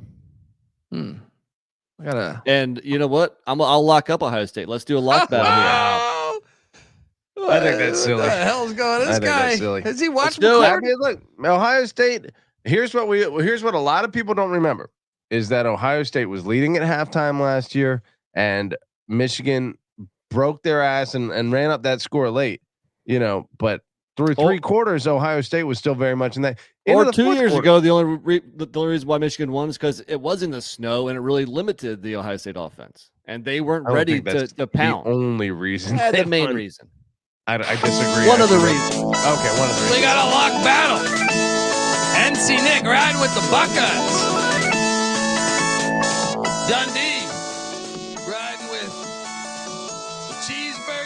signs and shout out to Uncle T. Patty's on Michigan.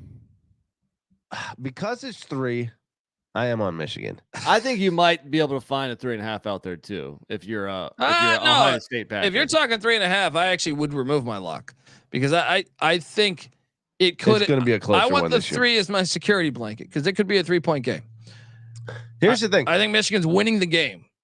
Michigan number 50 pass off a rush offense, number 65 pass offense. Ohio State, like I said, 85 run offense, 25. So I think Ohio State has a much bigger gap, whereas Michigan's a little more balanced. I think that favors Michigan because they can go, pick apart Ohio State in whatever way they want. Whereas if Michigan just like kind of pins their ears back on the pass rush, drops passers, and Ohio State has to get it done in the run game, I think Michigan can stop them. So I think I got to lean Michigan here. Remember all those stats that is with Michigan's soft ass out of conference schedule baked in. Yeah. See, there's so much of a variance in college where, people can rattle off these nuggets and you're just like, how much? I mean, another thing is the Big Ten offenses. Like short of Ohio State, I'm not even going to put Michigan, or I'm not even going to put Penn State in this. Short of Ohio State and Michigan, who has a good offense? Who has the best offense in the Big Ten?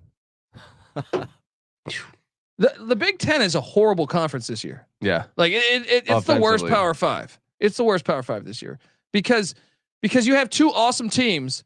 The rest, even Penn State's like decent, but like after that, yeah, it's you have some really shitty teams. I'm trying to find it. We think they're awesome, but Michigan hasn't proven anything outside of the Big Ten. Ohio State, they beat Notre Dame barely. I mean, that UNLV win's actually starting to look all right.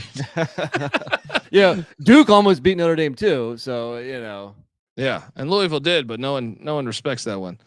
Ohio State has the best offense in the Big Ten at 35. Michigan number 2 at 55.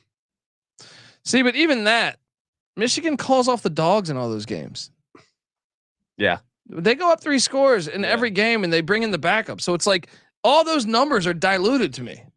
Yeah, it's hard to make take a lot from those. I think though that the discrepancy between the passing and running game from Ohio State isn't especially since they're dominating their opponents and they're still so pass heavy that like when it comes time, usually if you're dominating your opponents, you're a run heavy team because you're salting away the game.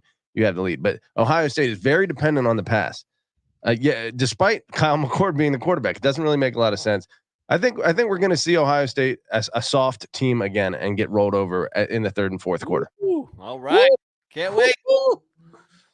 Yeah, this game's gonna be awesome. So, anyway, let's move along because that game is just fire. At the same time, though, I almost wish they would have moved some of these around. We got the Governor's Cup. Kentucky at Louisville. This series dates back to 1912, and get this: Kentucky has a 4-game lead, and they've won 5 of the last 6, all by double digits.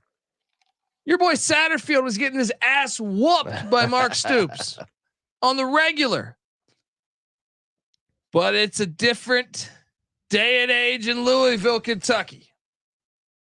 And I know even when our boy Jeff Brom was coaching at Purdue or he was in the NFL, he was watching. It's easy to see a tide turn. He was watching all because he's in Louisville. His dad's a high school legend in Louisville. The Brown family, it's personal for them. That's why I am locking up the Louisville Cardinals -7 against the most overrated quarterback in college football history, Devin Leary. Give me the Cards -7. Ignoring a lot of history there that you just rattled off. I mean, fuck history. I'm with Colby. Kentucky's not good this year. And the fact that Louisville and that crowd is going to be insane. Yes. I'm all over Louisville here. Kentucky hasn't really beaten a good opponent all year, have they? No. Well, I don't want to jinx this, but I am going to take a flyer on what Colby told me earlier in the week, that it means this game is one that Brom will have circled. That's what I'm saying. Brom had this circled. He had it circled when he was fucking Purdue's head coach. He's like, 2 years ago, I bet at Purdue, he's probably saying, man, if they hire me, You know what I mean? Because it's personal. There's no pro team in Kentucky, guys. This is everything. If you're from Louisville, this shit matters. You know, because I want Louisville to be 11-1, even though there we go. took them on the under. I'm shooting. I'm hitting a shotgun because that's what Jeff Brom is probably doing. You know, he's going to hit guns after the game. So this is a preeminent bomb. And considering we'll be in Kentucky, I'll pour myself another bourbon. Oh, there we go. Nicely done. There we go. We're all working our we go, alcoholism right? into this episode here. Yeah. Someone in the chat last night was giving a shit and said, "You fucking alcoholics." Thought it was a compliment. And then I find out he was talking shit. The youth these days, that means, is that a diss? It's like, yeah, oh yeah, you're a fucking beer drinker. You know what I mean? Go microdose your fruitcake. Sorry. Look, I'm gonna take this shotgun for old Jeffy B. I mean, come on, what's going on here? There we go. Patty, youtube.com/the college experience, folks. At least it wasn't a IPA this time, right? Yeah. Thank God. Let's go. Moving down the ranks here. It's just a loaded Saturday card. Patty C, you took Louisville, right? So we're all three. I mean, yeah. NC Nick, you locking that? I am. Lock it up. You know what? I'll jump on that triple lock train. Give me that music. Let's go, folks. Here we go. Where the hell is it? Louisville -7. Let's go. And what connection or what movie was that from? Miami Connection. Miami Connection. They just whooped Miami, or they just got it done against Miami. They did. So. I just saw Jenna. I saw Jenna in the chat too, and we know she loves that song. So just for her, there we go. Shout out to Jenna. Texas A&M heading into Baton Rouge, Louisiana, to take on Brian Kelly and his family. The series dates back to 1899. LSU has an 8-game lead, but A&M has won 3 of the last 5.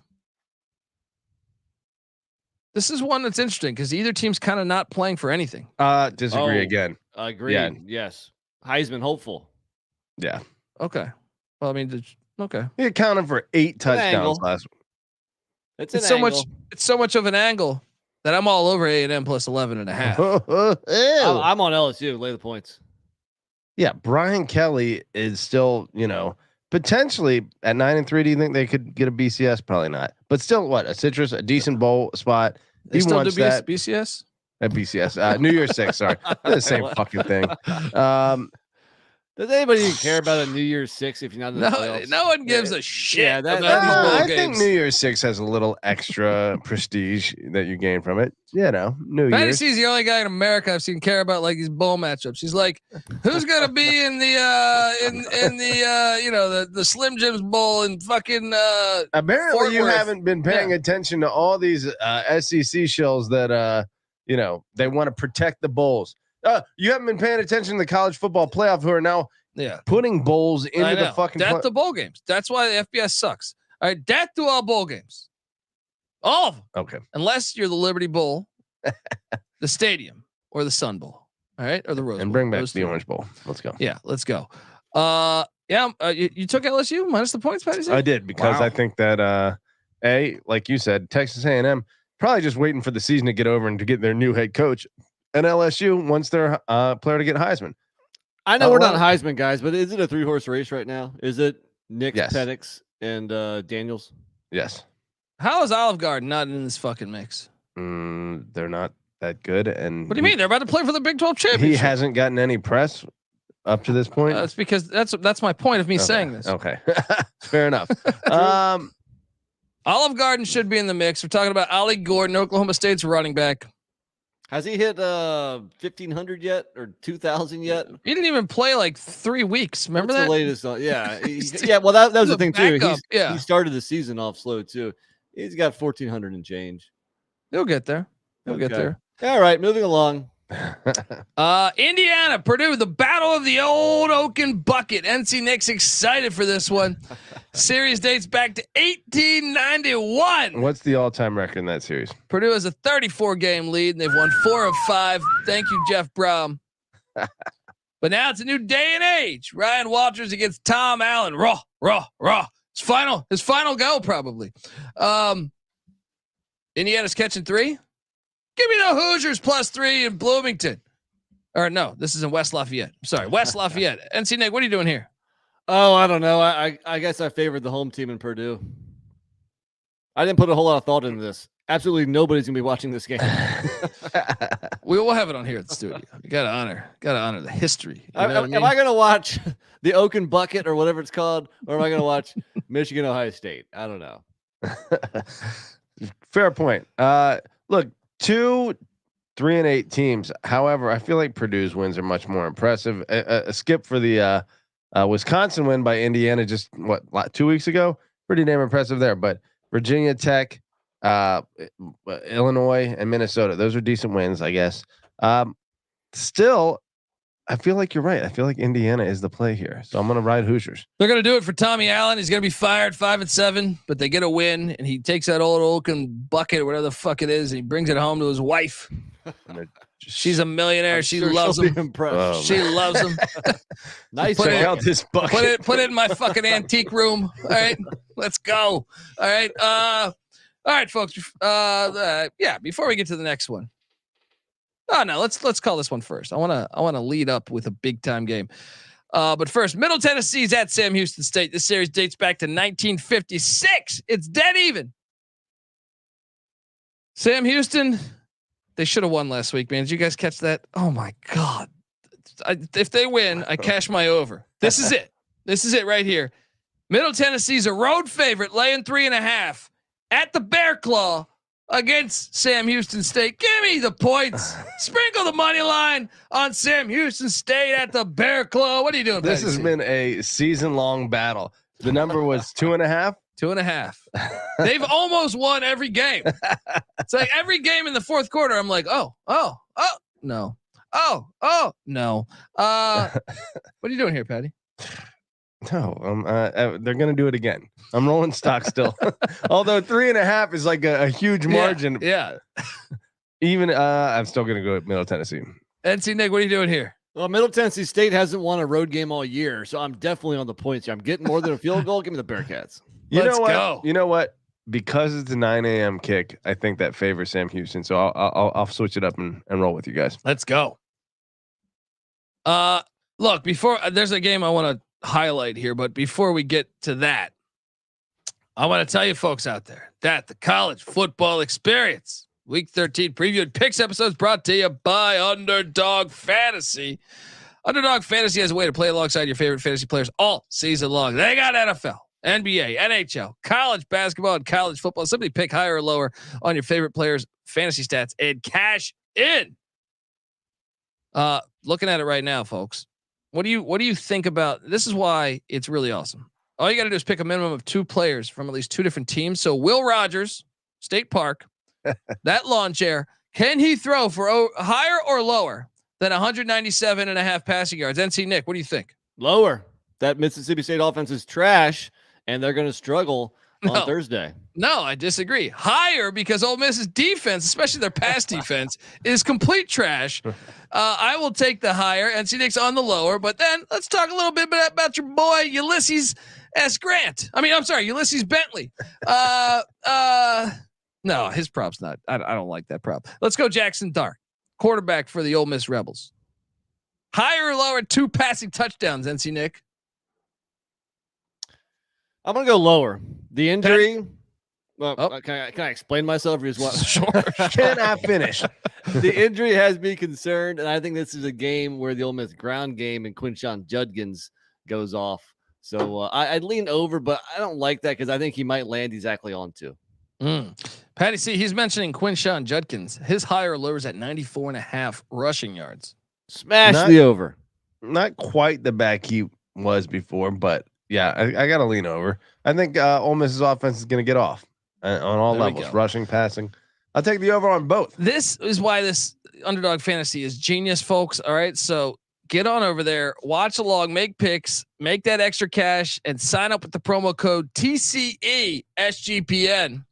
It's a brand new promo code TCE SGPN, and Underdog will double your first deposit up to $100. That's Underdog Fantasy, promo code TCE SGPN. We're also brought to you by Hall of Fame Bets. Win bigger by betting smarter this NFL season with Hall of Fame Bets, the sports betting analytics platform for parlays, player props, and game lines.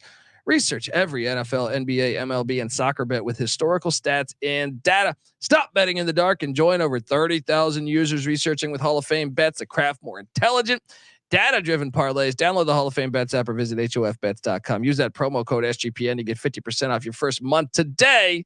Start researching, start winning with Hall of Fame Bets.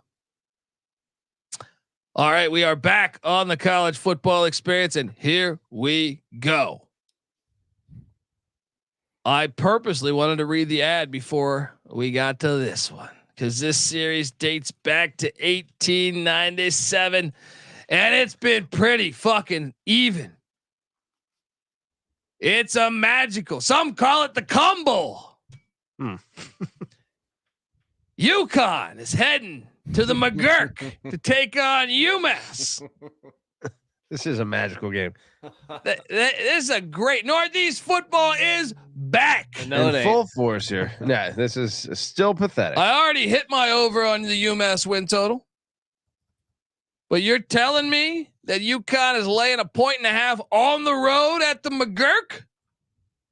Yeah. UMass is looking for a 4-win season, which pretty much as good as it gets in the FBS. I'm all over Don Brown here. I think their team is better than UConn right now. So I will take UMass at home. NC Nick, what are you doing in the combo? No, I agree. The fact that they're at home, and I mean, go back to the to week 0 where UMass beat New Mexico State, a pretty good New Mexico State school. Excuse me. So I think the Minutemen are the better team. Patty? Things must be getting pretty desperate in stores. I believe we're putting this on the fucking big screen. What time's this kickoff? Same as no, we're not. No, it's gonna be on one of them, but it's not gonna be on the main. The pupil will be Ohio State. Michigan, we're gonna have like an iPad. Like it's gonna be on there. It's gonna be on there. You're gonna see. You're gonna see that. I'll put it on my phone. You see that 3-yard pass Daquan Roberson throws. Look, wasn't Jim Mora Jr. the one who was just talking to the media or the fan base saying, hey, if you don't contribute any money to this, then you don't have the right to talk shit, which I find amazing. Apparently now you have to be a booster to be disappointed in the team's performance. I think that means UMass at home gets it done, gets the money line win over UConn. Oh, yes. Let's go. 1.5. Come on, Donnie Brown. Who's a better coach, Don Brown or Jim Mora Jr.? Jim Mora Jr., I think. At the college level or overall? He's got multiple 10-win seasons. Made a bowl last year. Jim Mora defensive coordinated Michigan to what? Don Brown, you mean? Or Don Brown rather. Okay, but to what? He didn't make a playoffs with them. But some Big Ten competitive games. I think it's pretty obvious. Jim Mora Jr. is the better coach. I would take Jim Mora too. Actually, as soon as he left, the defense looked a lot better against Ohio State. But they were good for a few years before that was different. That was different. Worse under his guidance. Staying at that 9 a.m. slate. This is the game. Actually, I know NC Nick said he's going to be watching Michigan, Ohio State. Lies. Pitt is heading to Durham, North Carolina to take on the Duke Blue Devils. This series dates back to 1929. This game sucks. And Pat Narduzzi.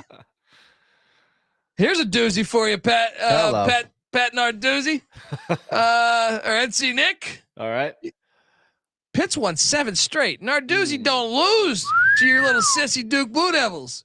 All right. It's only year 2. It's only year 2 with Elko. Okay. So most of those wins were against Cutcliffe at the tail end of his career. Pitt's got an 8-game lead. Before Narduzzi walked through that door, that series was dead even. Man. And now they're up 8. The Duke killer. Yeah. Who knew the Duke killer Narduzzi? Not a claim that's really that strong. That's what happened. In the interview, he goes, guess what? Guess what? You're in the Coastal? Duke's in the Coastal? I'm not fucking losing to them. And they're like, this guy's great. This guy's great.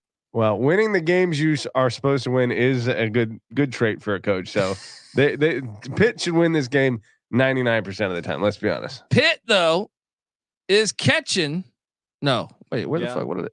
6. Yeah, it's catching 6. I thought it was 6.5, but it was 6. Give me Pitt. I think Pitt's gonna win this game outright. Narduzzi don't lose to the Blue Devils. Apparently not. All right. That's going to change this week, though. Look, I mean, Duke's once promising season was obviously derailed with the Riley Leonard injury, but Pitt is 0-4 ATS on the road this year. Duke needs this win to get to 7 and cash my over, which I thought was a lock when they beat Clemson week 1. But it's been a long, crazy season. Duke finds a way to win and cover. Give me my Blue Devils. I didn't ask you about that interception. How about that horrible end of that Carolina Duke game where Duke intercepts the ball 2 weeks in a row, man. They don't even 2 years in a row. 2 years. They in a row don't. They don't even review it. Crazy. Horrible. Yeah. Mac Agreed. Brown. I told you, man. He's got those Epstein connections. He does. Like they don't even review it. Don't even fucking review it. Patty C, what are you doing here in Durham? Well, when you talk about Duke against kind of inferior competition, they have completely dominated it. Their losses are against Notre Dame, Florida State, Louisville, North Carolina in double overtime. Oh yeah, you're right. And then a Virginia team on the road on the second end of a back-to-back. That is way better than anyone wants to admit, especially Colby.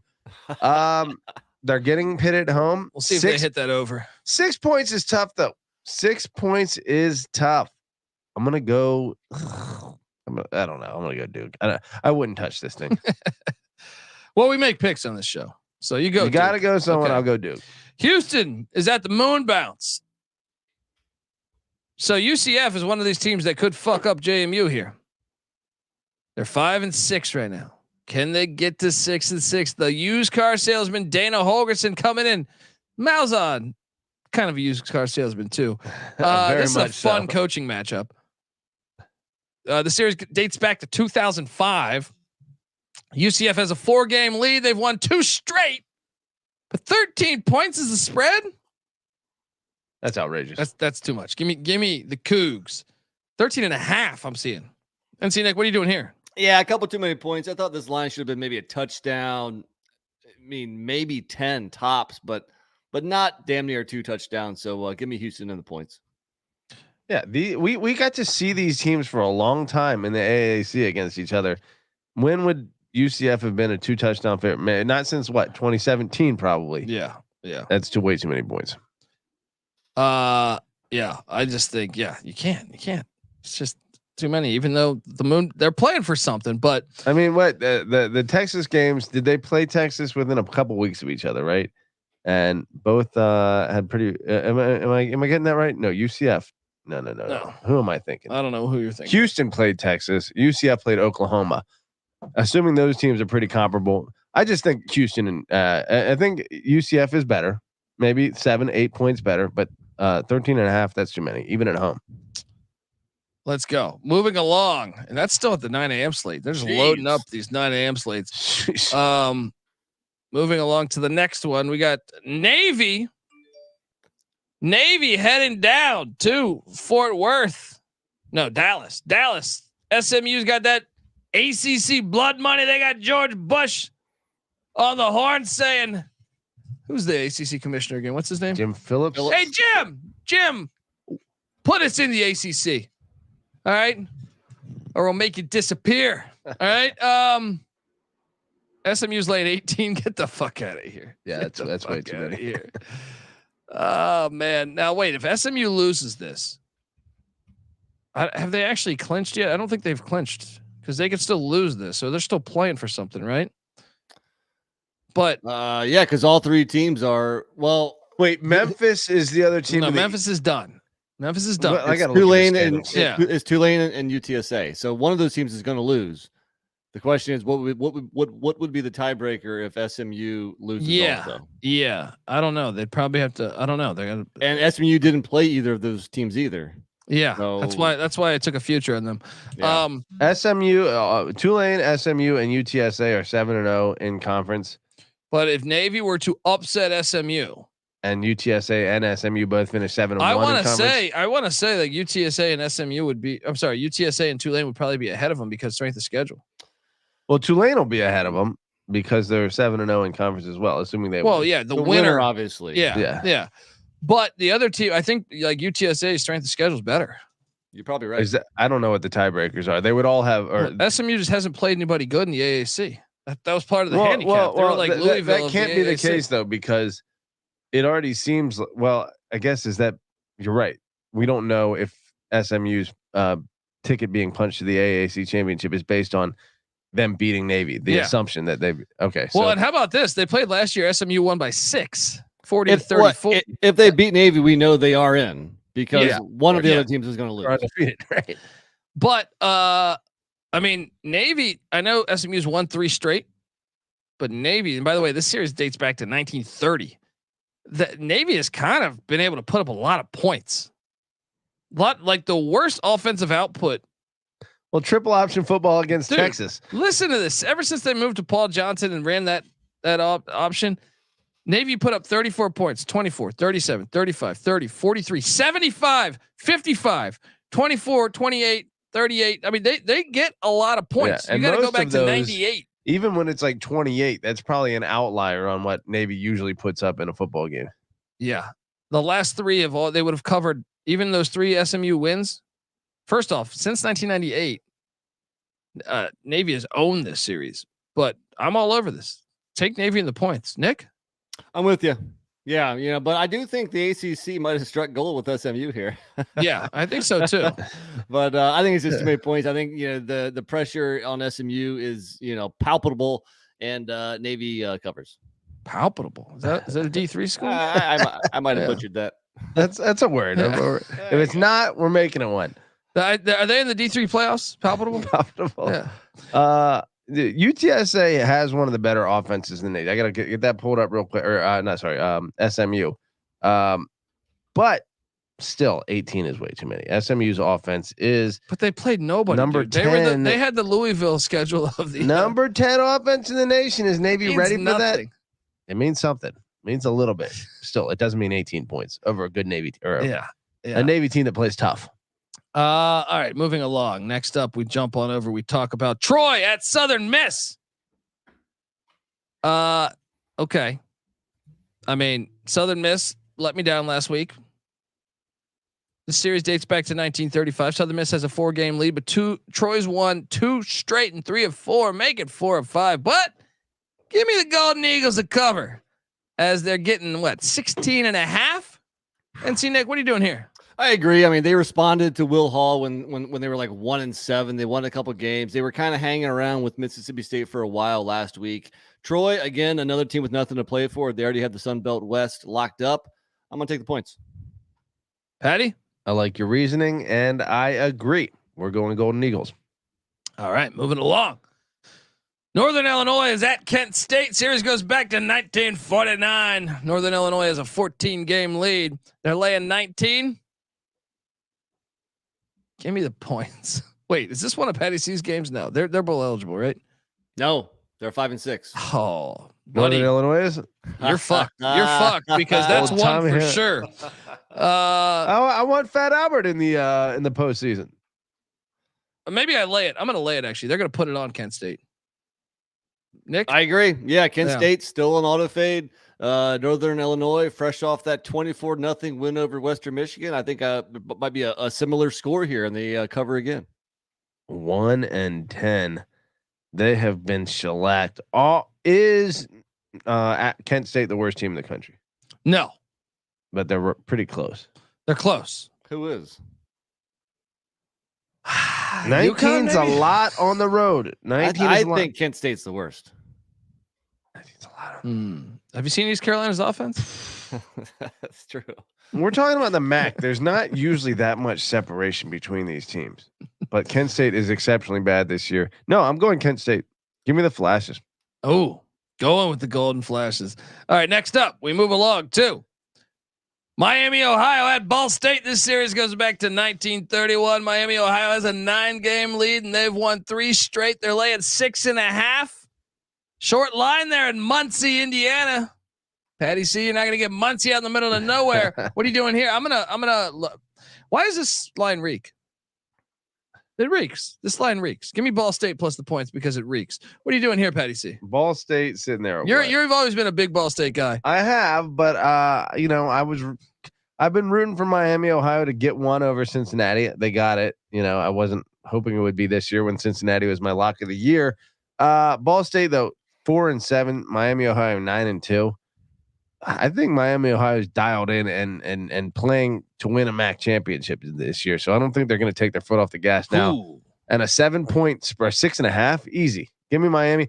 Actually, lock Miami, Ohio. Oh, the chalk in the air right here. Is that the fucking LeBron James over there? Right? Woo!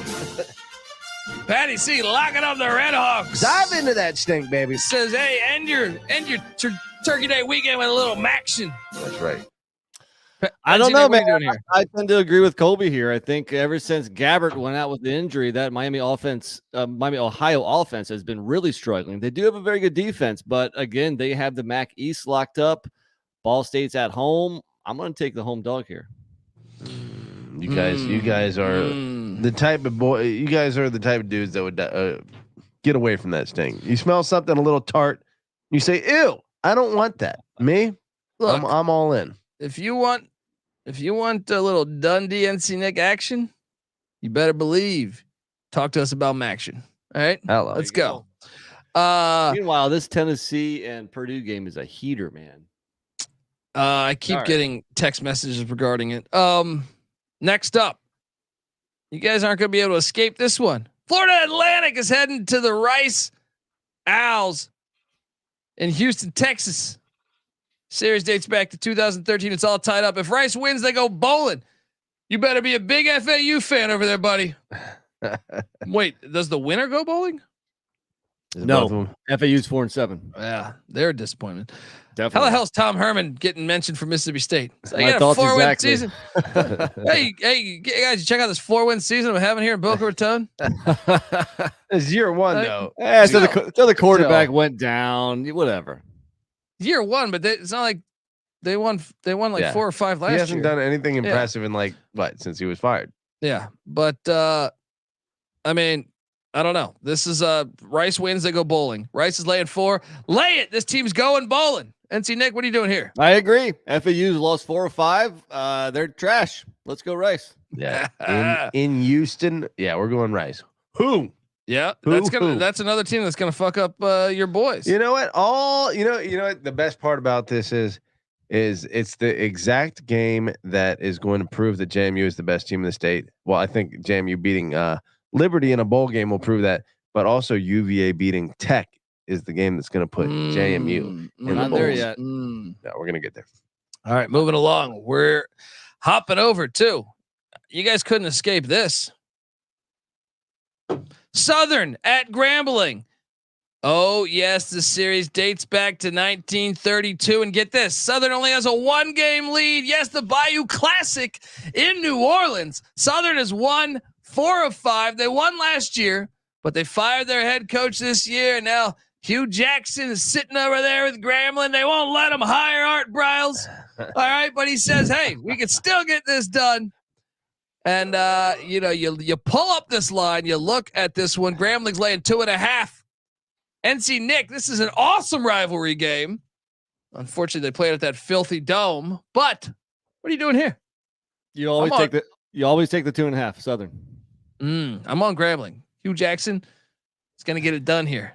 He's going to stamp his name into history. 2 5-5 teams. However, Grambling, the hotter hand at the moment, a big win last week. I'm going to roll. And plus, they have the cooler uniforms. You love this rivalry, don't you? I do love this rivalry. Let me ask you this, though.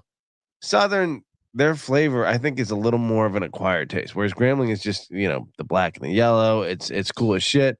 But you think Grambling's uniforms are better than Georgia's? Yeah, I do. Although it's close, I think both of them have better uniforms than Green Bay, although Green Bay is awesome. And Green Bay invented that G. But Southern is an acquired taste. I like their flash, It's like Black Church on Sunday. A lot of colors going on there. Love it. Let's take Grambling. Grambling's going to get that done. You guys aren't out of the woodworks yet. Nope, because we got the playoffs. FCS playoffs. The Hornets of Sacramento State are heading to Grand Forks, North Dakota to take on the Fighting Hawks. Tommy Schuster, quarterback of the Hawks. Shout out to Noah Beanick. He's pals with him. Series dates back to 2012. North Dakota has a 3-2 all-time lead. Is he pals with him because he didn't steal his prom date? Yeah. If anything, he wanted to whoop that other guy's ass. Wait, Tommy Schuster was like, not hey, familiar with this story. What are we talking about? It's a bit. You got it's a long one. Okay. North Dakota's laying 4.5 at home in that filthy fucking dome. What are you doing here, Petty C? I'm in on the Fighting Hawks, by the way. What are you doing, Petty C? North Dakota, and I'm sorry, I'm still catching. Sac State, the Hornets are heading to Grand Forks, North Dakota to take on North Dakota State. You know, I feel FCS playoffs, a real playoff. I'm laying the 4.5 because I think Sac State going in is not that big of an intimidating factor. It's true. Sac State flings the ball around too, and you so know it what? plays into them a little I'm bit. a Hornet. I know you're not a Hornet. Nick, you're a Hornet. I'm a Hornet. So you know Buzz, where we're sting, going. sting. Yeah. Showboat buddies. Showboat buddies. Sac State plus 4.5 is the play for NC Nick and Patty C. Let's move along. NC Nick, I'm curious if you're gonna be tuning into this one. Yeah. This is at a different time spot. FCS playoffs. Guess what happened? North Carolina Central. Nice. And Davis Richard. They're heading to the Richmond Spiders. This is the first ever matchup between these schools. First ever, and they're right there. Why do they play on Saturday? Yeah, they should load up on Friday. Yeah, and seriously. Thanksgiving. Wednesday. Fucking play it all on Thanksgiving. I'd go to it if it was Wednesday. Yeah, I know. Central, North Carolina Central at Richmond. FCS playoffs on the line. This game's awesome, by the way. And Richmond is laying 4.5. Patty C. I'm gonna ride Central. I think Central's gonna. Richmond might win this game, but I think Central can hang in there enough. What is Richmond at? 8-3. They started the season rough because remember they lost Reese Yadinsky. They lost a couple veterans on that roster, but they battled through it all. Just squeaked by the tribe of William and Mary, who has had a rough second half of the season. Look, I'm gonna go NC Central here With the 4.5, you take it. Yeah, buddy. Oh yeah, let's do it. Let's ride. Oh, does the unison? Does the 30-point loss at Howard by NC Central just 2 weeks ago concern you at all? I mean, Howard. That's why they're not playing the Celebration Bowl. But by the way, North Carolina was 2-1 against Virginia last week. That continues. Remember App over JMU, NC State over Virginia Tech. Traitor. Yeah. Benedict Dent is now on the other side of the country. Yeah. All right. Let me ask you this: What's that? How many HBCU teams traditionally play in the FCS? They don't normally do it. I like this trend. Yeah, Central. But I feel like the Celebration Bowl should be one of the rounds of the FCS playoffs. That would be very cool. It should be like, and the Ivy League should play in it too. You filthy fucking losers. Let's make that happen. Moving along. Let's stay with one more FCS playoff game. This is Pennsylvania versus Delaware. The Lafayette Leopards won the Patriot League, and Holy Cross did not get the outright bid. I think they should have personally, probably over Central. But the Leopards of Lafayette battled back. Lehigh was beating their ass the first half. They stormed back in the second half. They get it done. Lafayette at Delaware. This series dates back to 1914. They've played a shit ton of games together. Delaware's got a 12-game lead. I mean, this is a fun one, but Delaware just got their ass whooped by Villanova last week. So it's a bounce back spot for the Blue Hens. And unfortunately, I am going to lock up Delaware minus 7.5. Patty C, what are you doing here? Yo, in support of Sean Green, I'm going with Lafayette. Actually, he's a Lehigh guy. Never mind. Yeah, in spite of Sean Green, I'm going Lafayette. Look, their early season loss to Duke, pretty understandable. I believe Duke had just whooped Clemson's ass the week before. Oh yeah. So look, Lafayette's playing good football. Meanwhile, this 56-point loss by Delaware against Penn State. If you let Penn State hang 63 on you, you have a bad defense. So we're gonna go Lafayette here. NC Nick, what are you doing here? I'm a Blue Hen guy through and through. Shout out to Dewey Beach, Delaware. Let's go Delaware. There we go. There we go. You say Lafayette's going to get henpecked. Hello. Oh, and by the way, Reese Poffenberger and the Albany Great Danes won the CAA. They got a first round bye. Watch out for those Great Danes. Moving along. Next up, we got Classic on the line, and what Patty C is Patty C is a huge Wake Forest fan this week because they're heading up to that filthy Carrier Dome to take on the Syracuse Orange Men, and Syracuse can still go bowling if they win this. Series dates back to 2006, 6-6 all time. Classic ACC matchup. Syracuse is laying 3. Wrong team favored. I don't know. Do they get up? No, they get up, right? They get up. I'll lay the 3. They go bowling. They go bowling. Nick Dan's theory. This is the worst game. What are you doing here, NC Nick? You watching this one? No, I will not be watching this, but I'm going to go Wake Forest actually. I think they have the decided coaching advantage. Again, nobody's watching this or betting this. Who's the interim? Hilarious. Is it Beck? I don't even know if I saw who the interim was. Doesn't matter. Yeah. No. However, 4 straight losses, most of them getting throttled by admittedly super superior competition. Florida State, NC State, and Notre Dame. Still, I'm going Cuse. I'm buying your logic here, Nick. One game magic for the bowl. Just that theory. Just that theory. That's right. Yeah, I don't know. This is one of the hardest games on the slate, I think. There's a lot of really good games this week. Then there's a lot of just like total crap, meaningless. Nobody's gonna watch. See, but this is that ACC's fault. This is that commissioner's fault because Duke should be playing Wake the final game of the season, right? And you could do Pitt and Syracuse. What the fuck? Right. This is not take. Yeah, it's not rocket science. What's going on here? Anyway, let's continue on, folks. The next one is Tulsa at East Carolina. This series dates back to 1984. Remember that classic Hail Mary game? Ruffin McNeil's first game as a head coach of the Pirates. They won on a Hail Mary. Don't remember it. The series is all tied up 8-8. You don't remember a lot of moments in life, ECU buddy. Tulsa. Right? I don't think 99% of our listeners have that one dialed into. Oh, they do. Yeah, they fucking do. They better if they're listening to this thing. Tulsa has won 3 straight. Thank you, Scotty Montgomery. This is where we put it on them. ECU's laying 3. When Colby's believing, here's the ultimate. Seniors go out with a win. You're lay the 3. Lay the 3. NC Nick, what are you doing here? I'm with you in Greenville. Tulsa traveling cross country. They don't want any parts of this game. I think ECU perhaps they get up for this and win it. And look, this will be on the TVs here. All right, we will be watching this one. One moment you're ready to hang Mike Houston from a bridge. I support ECU through and through. When it was Scotty Montgomery, I would barf in bags, but I would still watch their filthy losses. So it's like basketball too. What are you doing here, Patty C? Look, Tulsa is a better team than you guys are giving them credit for. They're not. Look, Washington and Oklahoma early in the season, those are their 2 non-conference losses. They beat NIU, who might go bowling here. They whooped Temple. And then listen to some of these losses. 3-point loss to Florida Atlantic, 7 overtime loss to Charlotte, 2-point loss at Tulane just a few weeks ago, 7-point loss against North Texas. You didn't mention that SMU game. Skip that one. You thought you're gonna try to 59 that loss. Bullshit.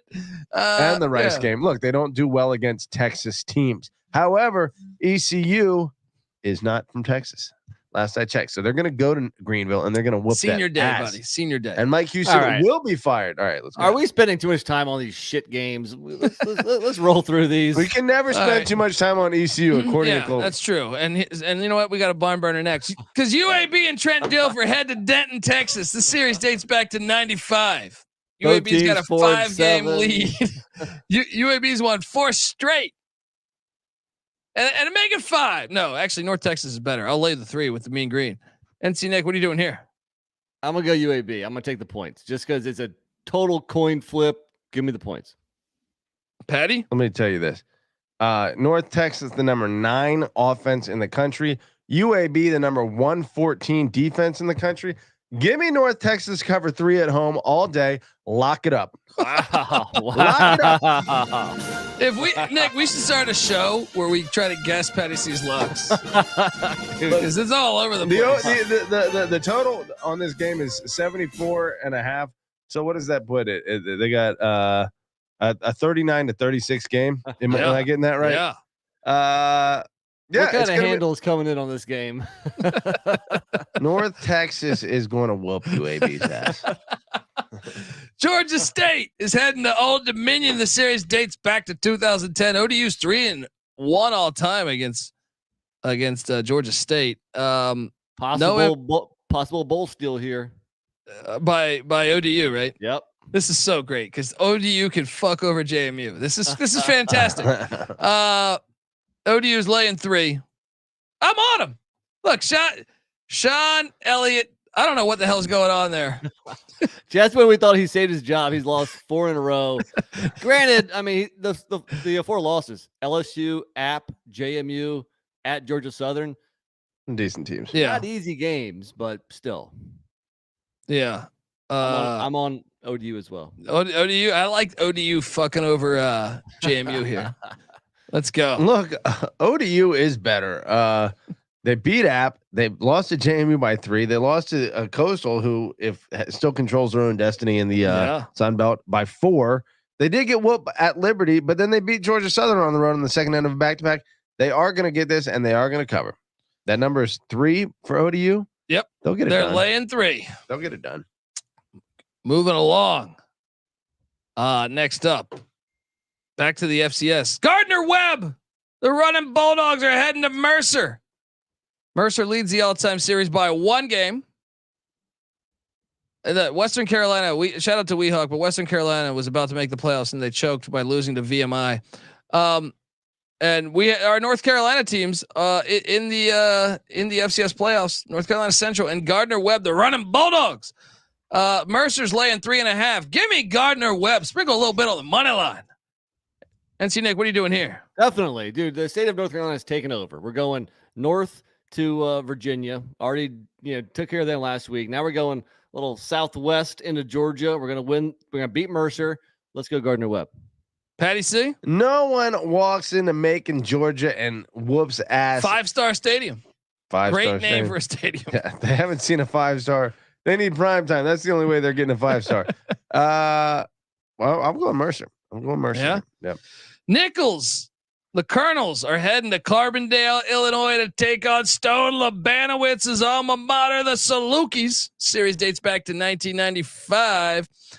The Salukis are heavy favorites here, laying 15.5. I'll take the points in the Colonels to hang around. I know that going from south all the way up to cold ass Illinois is probably not great, but maybe they hang around. Give me like a 35-21 final. We get the cover. NC Nick, what are you doing in Carbondale? You been to Carbondale, Illinois, Nick? I don't think so. I think the only place I've been to in Illinois is Chicago. But I'll take the points. Patty? I'll give this to Southern Illinois. Not only did they lose to JMU tonight in basketball, I just crowbar that in. JMU with that half-point cover too. Bastards. Boom. Bastards. I was on. I'll say this. Their losses are kind of understandable at Youngstown, South Dakota State, South Dakota, and North Dakota State. Some pretty good teams. I will go Nichols up in Carbondale. I'll go. Southern Illinois.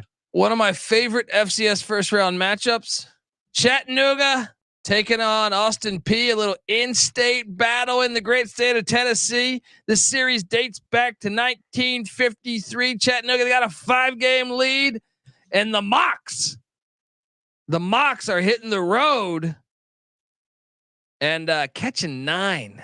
Too many points in a in-state rivalry game. The Governors may win this, but give me the 9 and the Mocs. NC Nick, what are you doing here? Too many points. Shout out to a Terminal Brew House in Chattanooga. Let's ride the Mocs. And where's Austin P? Clarksville, Tennessee? Is that Clarksville? Clarksville. Yeah. Let me tell you what. You're talking about a road spot. You just got the ultimate body blow. Alabama put 66 on you. I don't think you're mentally ready for Austin P after probably most of you are in the hospital. We're going Governors with the greatest mascot in all of sports. Final FCS game at this time. There's more. Please tell me we're not doing Division 2 and 3 here. We should do Division 2 and 3 though, because I bet you we're would hitting like 2 that. hours as we speak. Please. Well, the Drake Bulldogs are heading to the Fargo Dome to take on the Bison of North Dakota State. This series dates back to 1955. November 11, 1955, 88.8 miles per hour. Doc Brown, let's go. Drake leads the all-time series by 1 game. But guess what? Not many teams can say that about North Dakota State. North Dakota State is laying 35. Wow. 35 in the playoffs. This ain't your older brother's North Dakota State Bison, though. You remember Felix Wright, the safety for the Browns in the 80s, Nick? I do. He's a Drake Bulldog. Okay. And they're going to channel his energy. No, they're going to get fucked up. Give me North Dakota State. Too much power on the long line of scrimmage. I'm laying it. NC Nick? I'll take the points. 42-10 score. I'll tell you this. Drake, presumably playing the only comparable team in their regular season schedule, played South Dakota State and lost 70-7. So I'm going to go North Dakota State. Colorado at Utah. They call this the Rocky Mountain Showdown. No, they don't. What do they call this one? This Mile High. Mile High. No. What is this one? I don't know. It might be the Rocky Mountain Showdown. No, I thought that was Colorado State. That's Colorado State. It's the Rocky Mountain Showdown. This is another one of these fucking showdowns. TV execs are throwing down our fucking face. The series does date back to 1903. Rumble in the Rockies. Yeah, Rumble in the Rockies. What is this? Sounds like a fucking Jackie Chan movie. Yeah. That was a sequel to The Bronx. Yeah. No, yeah, it's out there. Let me tell you what, Laserdisc. A better series than you would think. Utah leads the all-time series 34-32. There you go. So prime time against Kyle Whittingham off of an ass whooping. That's just sound. And Shedeur Sanders might not play. You want to talk about a potential lock? If Shedeur Sanders does not play, where is this number? Why can't I find this number right now? 22 right now. If Shedeur Sanders monitor this, it's worth sprinkling a little bit just for the fact that if he doesn't play, let me tell you what. They weren't particularly good with him in the game last week against Washington State. The drop off, like, because all the backups transferred. Yeah. It's like a walk on, dude. All right, sold me. Let's go Utes. Lock it up. Lock it up, Petty C. I'll lock it up. Let's go. 22. You know, Kyle Whittingham wants to fuck them up too. Let me tell you what. Shedeur Sanders, the most pass completions in the entire country. Okay, are we gonna? Oh, I guess if he's not playing. Yeah. That's why we lock it up. Let me say something else here that Colby's not gonna like. There is a chance that this is prime time's final game in Colorado. How much you want to bet? Look, if Norvell loses to Louisiana or Louisville in a week and a half, right, and Norvell he's still buying takes that A&M job, then he will be at Florida State. Shedeur Sanders, Shiloh Sanders, Travis Hunter, Cormani McLean, they can't transfer. All will transfer. No, they're blocking these. You can't transfer again. Yeah, you're allowed to do you can redshirt. You can't. They can't. So Shedeur Sanders is about to be a first-round draft pick. Travis Hunter's got a redshirt. Yeah, he's gonna redshirt them all. This is prime time we're talking about. All right, that's this an all-season Florida podcast. State. Yeah. All right. All right. Next up, we jump over to a barn burner. Western Kentucky heading to the tarmac, take on the airport. Series dates back to 2002. Hilltoppers have a 3-game lead. NC Nick, you are excited for this one because you think FIU might be live. They're getting 10. I'm gonna lay the points actually, even though I know the Hilltoppers are phony. I think they can still win by like 13 or 14. I'm taking the points. Mike McIntyre, let's go. Okay. Ready? Go with the airport, Mikey Mac. ULM is taking on Louisiana. Never fade about in a big game came true last week because they covered against Ole Miss. How close was that? Couple points. Right? Yeah, that was not the. Was it 38-3?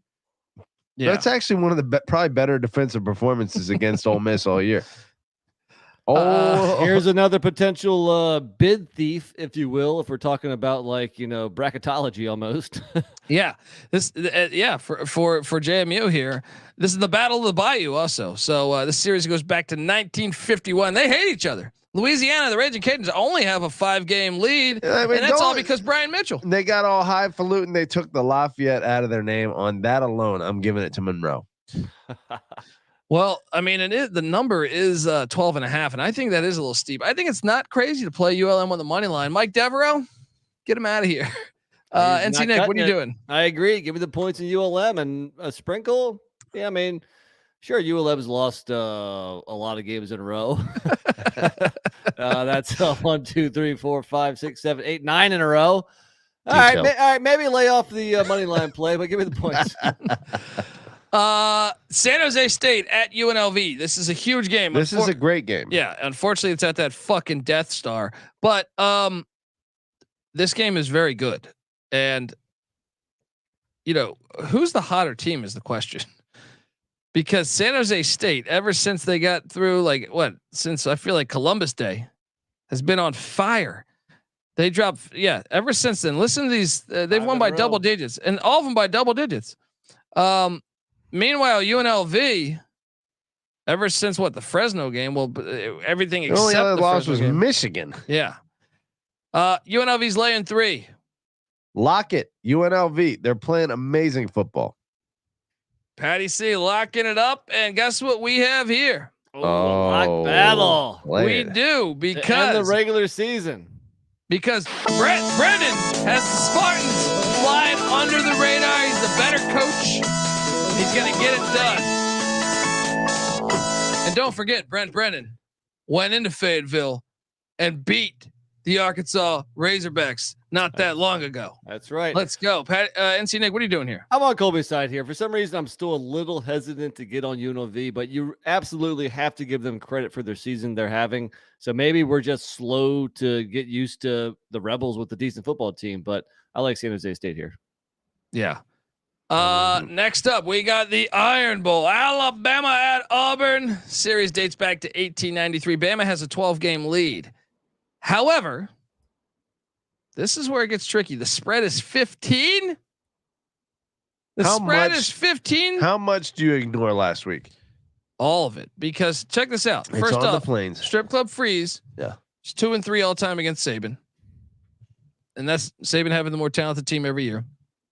And in the past 20 years of the Iron Bowl, Alabama. Well, first off, Alabama, I believe, has a losing record on the plains, but also they've only would have covered against Auburn twice with this number.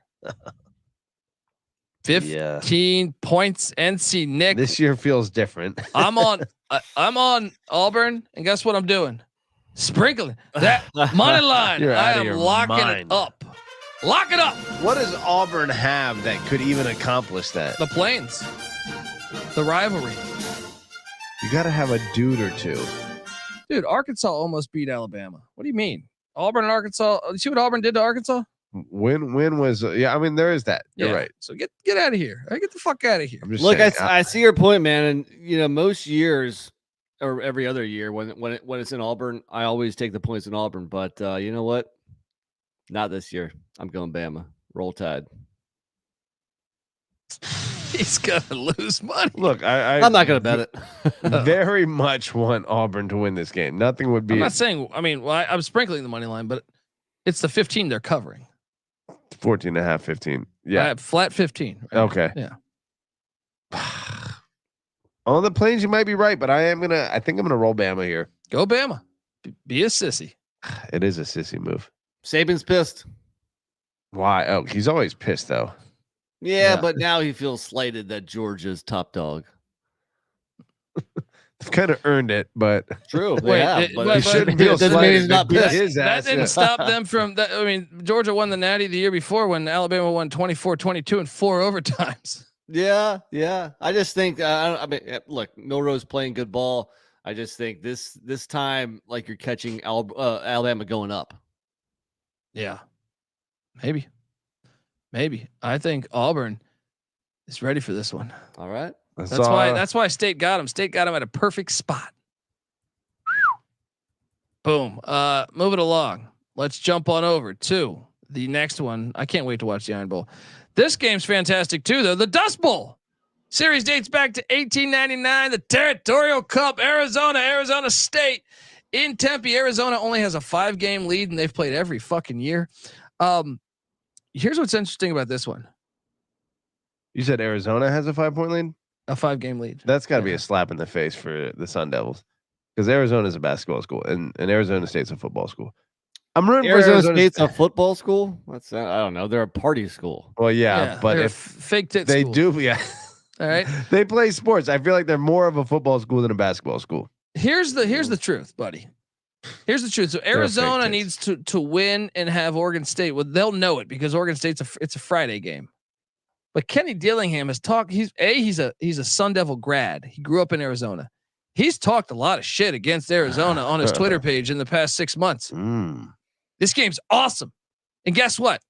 The reason why Oregon destroyed Arizona State is because Arizona State was looking ahead to this game. Arizona State covers. I think they're a dangerous money line play here. I just love the logic that a 3-8 team is looking ahead to anybody. Looking ahead to the Dust Bowl. Arizona State's almost an impossible team to predict at this point. Beating Washington or keeping it within a touchdown really again at Washington, then beating Washington State, then losing by 52 against Utah, then beating a good UCLA team, then losing by 36 against Oregon. Which Arizona State team is going to show up? It's in Tempe. Arizona is playing way better football. That number is what again? That number is 10.5, 11. Here's where I go Arizona State, and you throw out the records, throw out the recent history, and just rely on rivalry at home. Give me the home dog to cover. Damn it. I was hoping Nick was going to go Arizona. Remember, he lost this game 70-7 with Arizona State. With Sumlin. Yeah. Sumlin against Herm Edwards. But he's learned his lesson. Yeah. He's learned. Well, no, I guess he hasn't. He's going with Arizona State. No, he took Arizona. He took Arizona and Sumlin. You took Arizona. That's why he's taking State. That's why he's taking State. No, he has learned his lesson. I'm on Arizona State for this one too. Vanderbilt is catching 27 points at Tennessee. The series dates back to 1892. Tennessee's got a 4-4 game lead. 27, a little too much. Give me the Commodores. Give me the Doors plus the points. NC Nick? No, Tennessee's 4-0 ATS is a double-digit favorite. This is why people think Tennessee's good, because they blow out shitty opponents. Yeah, exactly. That's what they're going to do here. Vanderbilt, worst ATS record in the nation, 1-10 this year.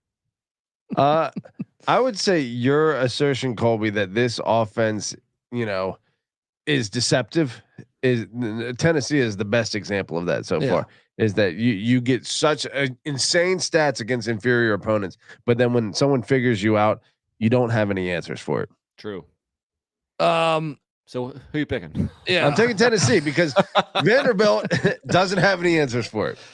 All right, next up, BYU is heading into Stillwater. The series dates back to 1974. Oklahoma State's never lost to the Cougs. But get this, Oklahoma State, you win, you're in. There is a way where you can lose and you still get in, believe it or not. But you win, you're in. Oklahoma State's laying 17 points. Give me BYU in the points though, because I think State they always play with their food. Give me the 17 and BYU. NC Nick, what are you doing here in Stillwater? No, I don't think so. BYU of late, they're just getting drilled on the road. Like, they're still decent at home with that home field environment and the being in Provo. So look at their last road trips: 37-7 at UVA, 35-6 at Texas, 44-11 at TCU. Give me Oklahoma State here. UVA. BYU. What did I say? TCU? I don't know. Peppered in Virginia somewhere in there. I'm sorry. The last three road losses are WVU, Texas, and TCU. West Virginia. Okay, yeah. Don't ever mistake UVA and WU again. Please have a little respect here. What are you doing here, Petty C? Of all the teams that I buy into that very different team on the road and home, BYU makes a lot of sense. Still, I feel like it's too many points. I'm going to take BYU plus 17. All right, moving along. We jump to Northwestern at Illinois. The series dates back to 1892. The Illini have a 3-game lead. I'm actually intrigued to watch this one because this is one of the ones, Patty C, you're a big Northwestern fan this weekend. Mm-hmm. So go out to Hollywood and give someone a car wash. All right. And look, Illinois is laying 5.5. Won't be abnormal behavior in on Hollywood Boulevard. Dude, 5.5 is too much. Give me Northwestern in the points. Sprinkle that money line. NC Nick, what are you doing here? Agreed. Northwestern has covered 5 straight games. There's value on the Wildcats. Give me another one. Yeah, and Brett Bielema's team ain't playing amazing football. 5.5 on the road. It feels about right, but I'll roll Northwestern. Slight lean. I'll actually lock that one. Really? This is going to be like a field goal game. What are you talking? It's 5.5 is like 1,000 points. Wait. Illinois' recent performances. What? They beat Minnesota by 1, beat Indiana by 3 in overtime, lost to Iowa by 2. Yeah, you're right. Yeah. That's too many points. No, I'm sorry. This isn't that one. Next up, we go to Wisconsin at Minnesota. Is this Paul Bunyan's axe or something? What is this one? Yeah, that is Paul Bunyan's axe. This series dates back to 1890, and get this. This series is dead fucking even. Dead even. That's a great rivalry. Again, Minnesota needs a win to go bowling.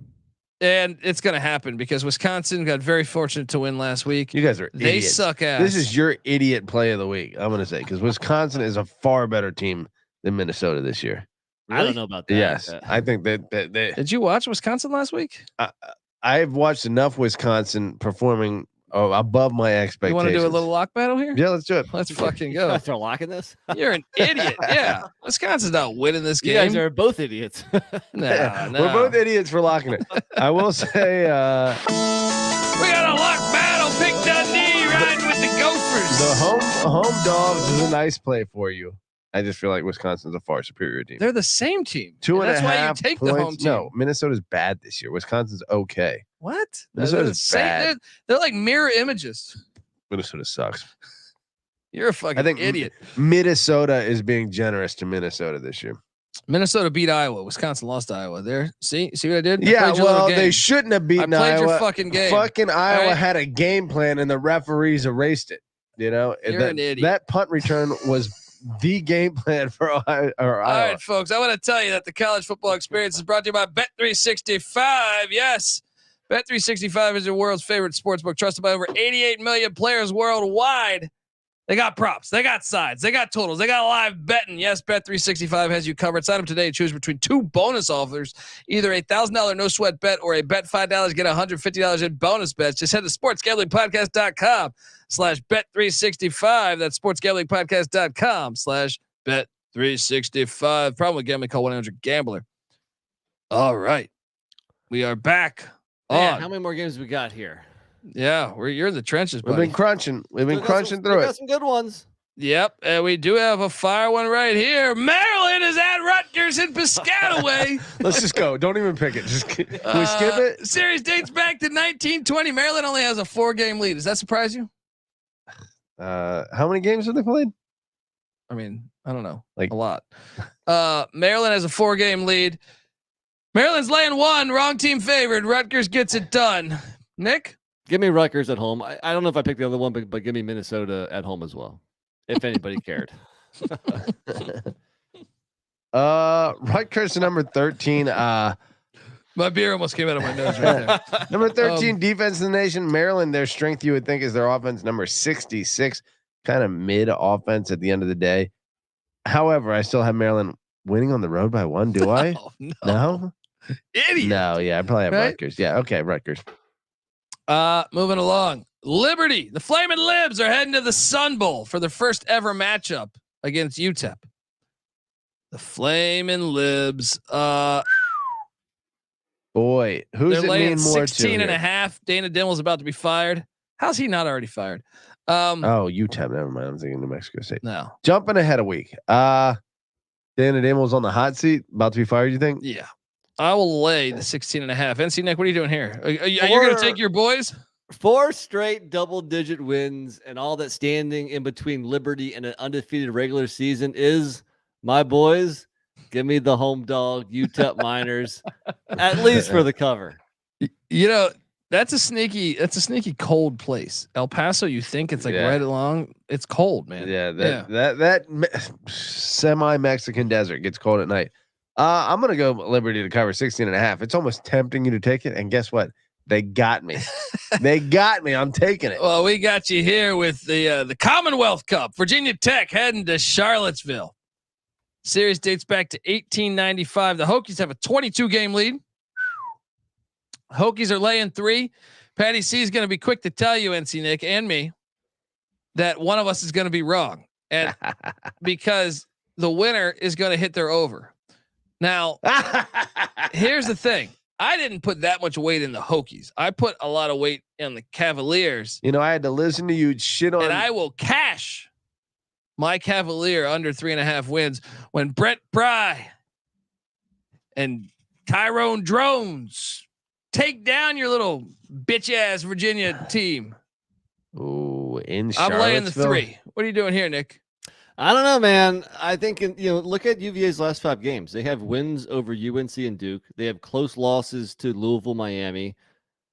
And you're giving me points in Charlottesville? I know Virginia Tech has a great track record. And you know what Virginia Tech's doing, right? What are they doing? They're playing to fuck over James Madison. I think Tony Elliott actually has his team playing pretty good ball. I'm going to go UVA, actually. Woo!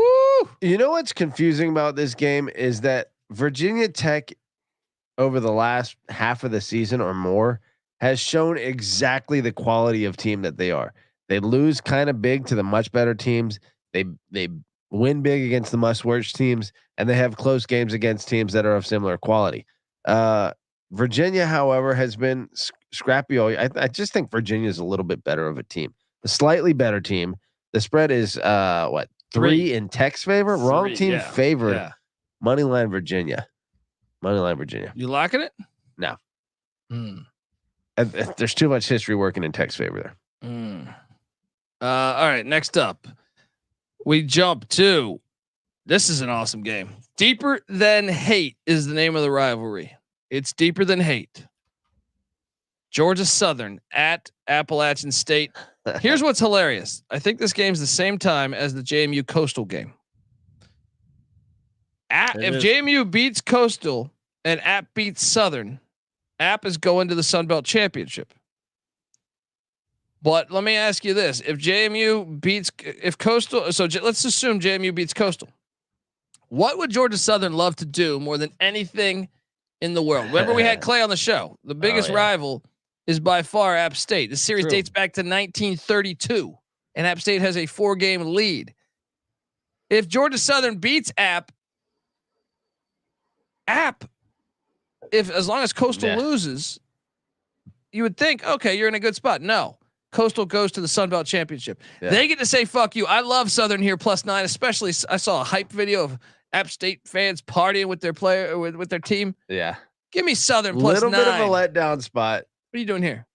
I think 9 is too many. I still think App wins, but the money line is in play. NC Nick? I agree. I mean, on one hand, App State's won 4 in a row here. So they're playing better ball than they did to start or in the middle of the season. But the problem under Sean Clark has been, consistency of effort, of concentration. So I'm going to take the points here. I hope App State wins this. Maybe they'll surprise me and beat a Georgia Southern team that's lost 3 in a row. But I think you got to roll the points here, especially in a rivalry. Yeah. Holy this game's shit. Awesome, actually. Let's roll through these games. Why? Because we're at 220 here. Oh yeah, we're rolling deep. With like 10 games left. It is rivalry weekend. Arkansas State at Marshall, first ever matchup. Marshall's laying 2.5. Arkansas State just scored 77 points on Texas State. What the fuck was that?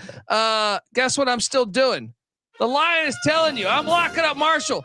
Marshall can fuck over JMU too. They're a 5-win team looking for a bowl. I'm laying the 2.5 with the Thunder and Herd. No. Patty, look.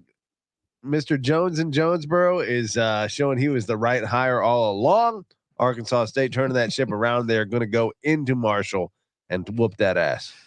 Not so fast. I think the home and away splits for Marshall, maybe the most drastic in the country. 1-5 straight up on the road, 4-1 straight up at home, with their only home loss being to JMU. Give me Marshall here. All right, moving along. We jump over to the Apple Cup. Washington State at Washington. What could go wrong? Washington, they're about to play for the playoffs. This is perfect. Washington State's performance last week was freaking insane. This is perfect because I feel like Washington State's gone through this. I feel like Washington has gone through this gauntlet at USC. Was the game of the year for them. Then They have the Utah Utes, then Corvallis. They survived all of them. And are they taking a breath? Are they like, going back home? I think so. That's when you want to get them. That's when you get them. 16.5 point favorites. Give me Wazoo. Apple Cup. I love the Apple Cup. Give me the 16.5. Sprinkle some on the money line. Sprinkle some on the money line. I'm with you. How have they traditionally done in Seattle? I think they won the last time they played in Seattle. Well, They that did. is a very small sample size. 40 to right 13. Yeah, That's impressive. that was Jake Dickert. But you're right, Patty. Usually they struggle in Seattle. Still, that's a lot of points for a Washington team that's been sneaking by a lot of not great teams. 3-point win against Oregon, 8-point win against Arizona State, 9-point win against Stanford, 10-point win against USC. That looks even worse now. Utah by 7 and Oregon State by 2. And they're telling us the spread 16.5. Washington State all day. Let's go Wazoo. I can't wait to watch Wazoo that game. just came off a 6-game losing streak, however, and then if you're a college football fan, you got to enjoy this because they're going to move this shit to September 7th. This is beautiful. They get a chance to fuck up their whole season. Series dates back to 1900. We're just going to piss on it right in the fucking face. I'm going to say this about Wazoo's losing streak, though. A lot of those games pretty damn close losses. So their 5-6 record may be a little deceptive. They're playing to fuck over JMU too. Wazoo is. I'm fun times.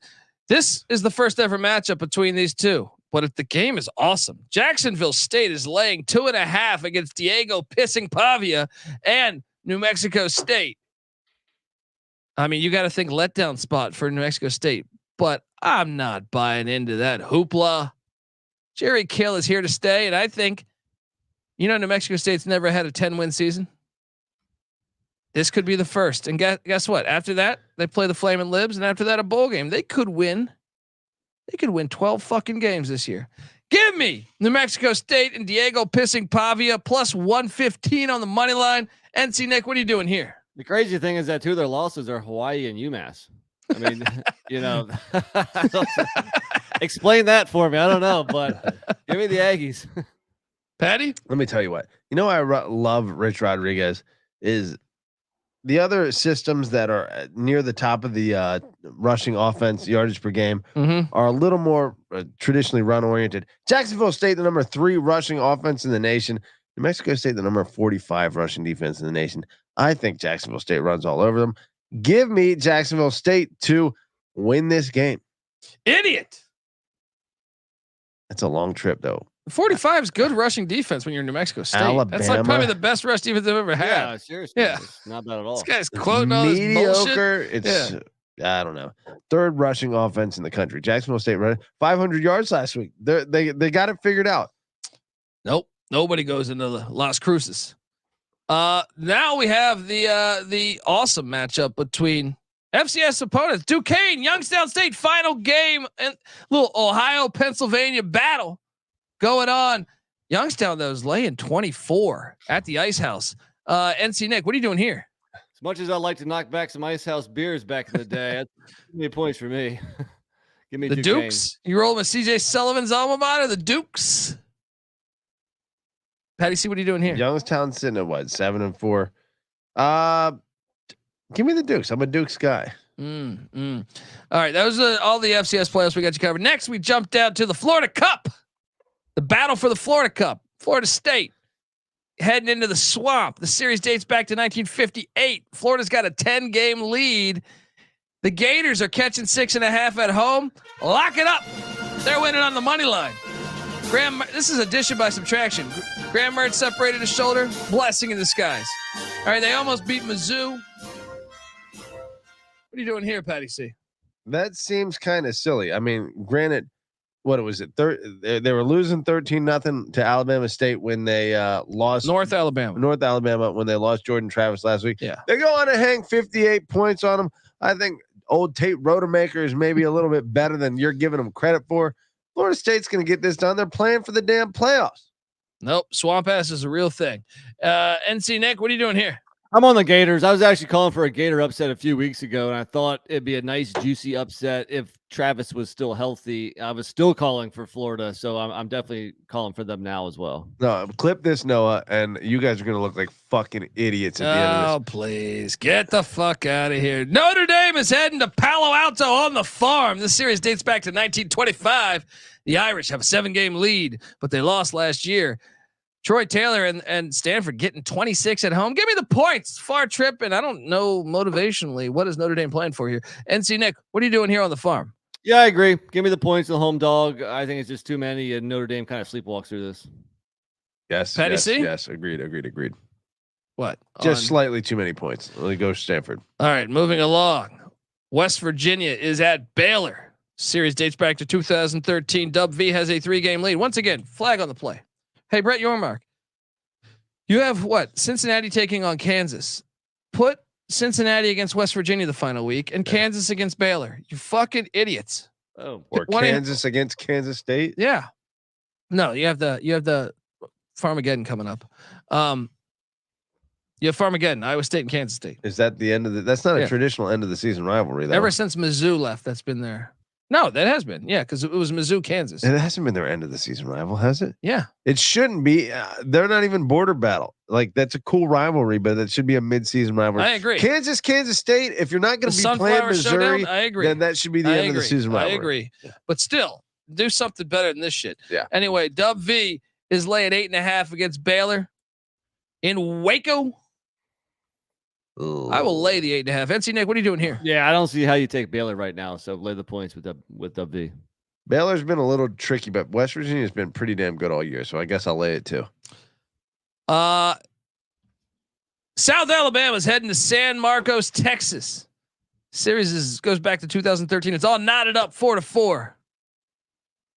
South Alabama's laying 6. Not so fast. GJ Kinney get revenge after giving up 77. They get the dub against the South Alabama Jaguars. NC Nick, what are you doing here? I don't know, man. Texas State losers of 3 out of last 4, just giving up 77. Things aren't quite as rosy as they were. You're about a month hater. ago You're or a so. hater on this team. Give me South Bama.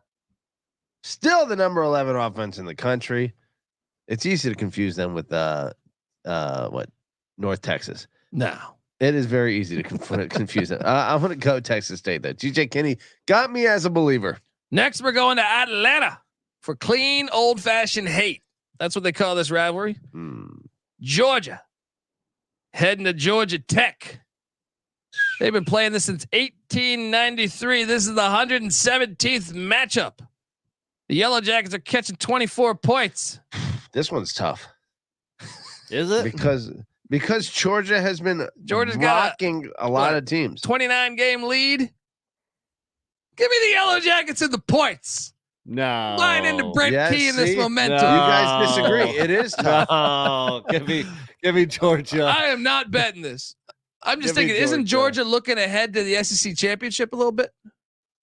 You could argue that, but that didn't stop them. I mean, what was the score last year? 37-14. No. Last year, 37-14, 23-point game.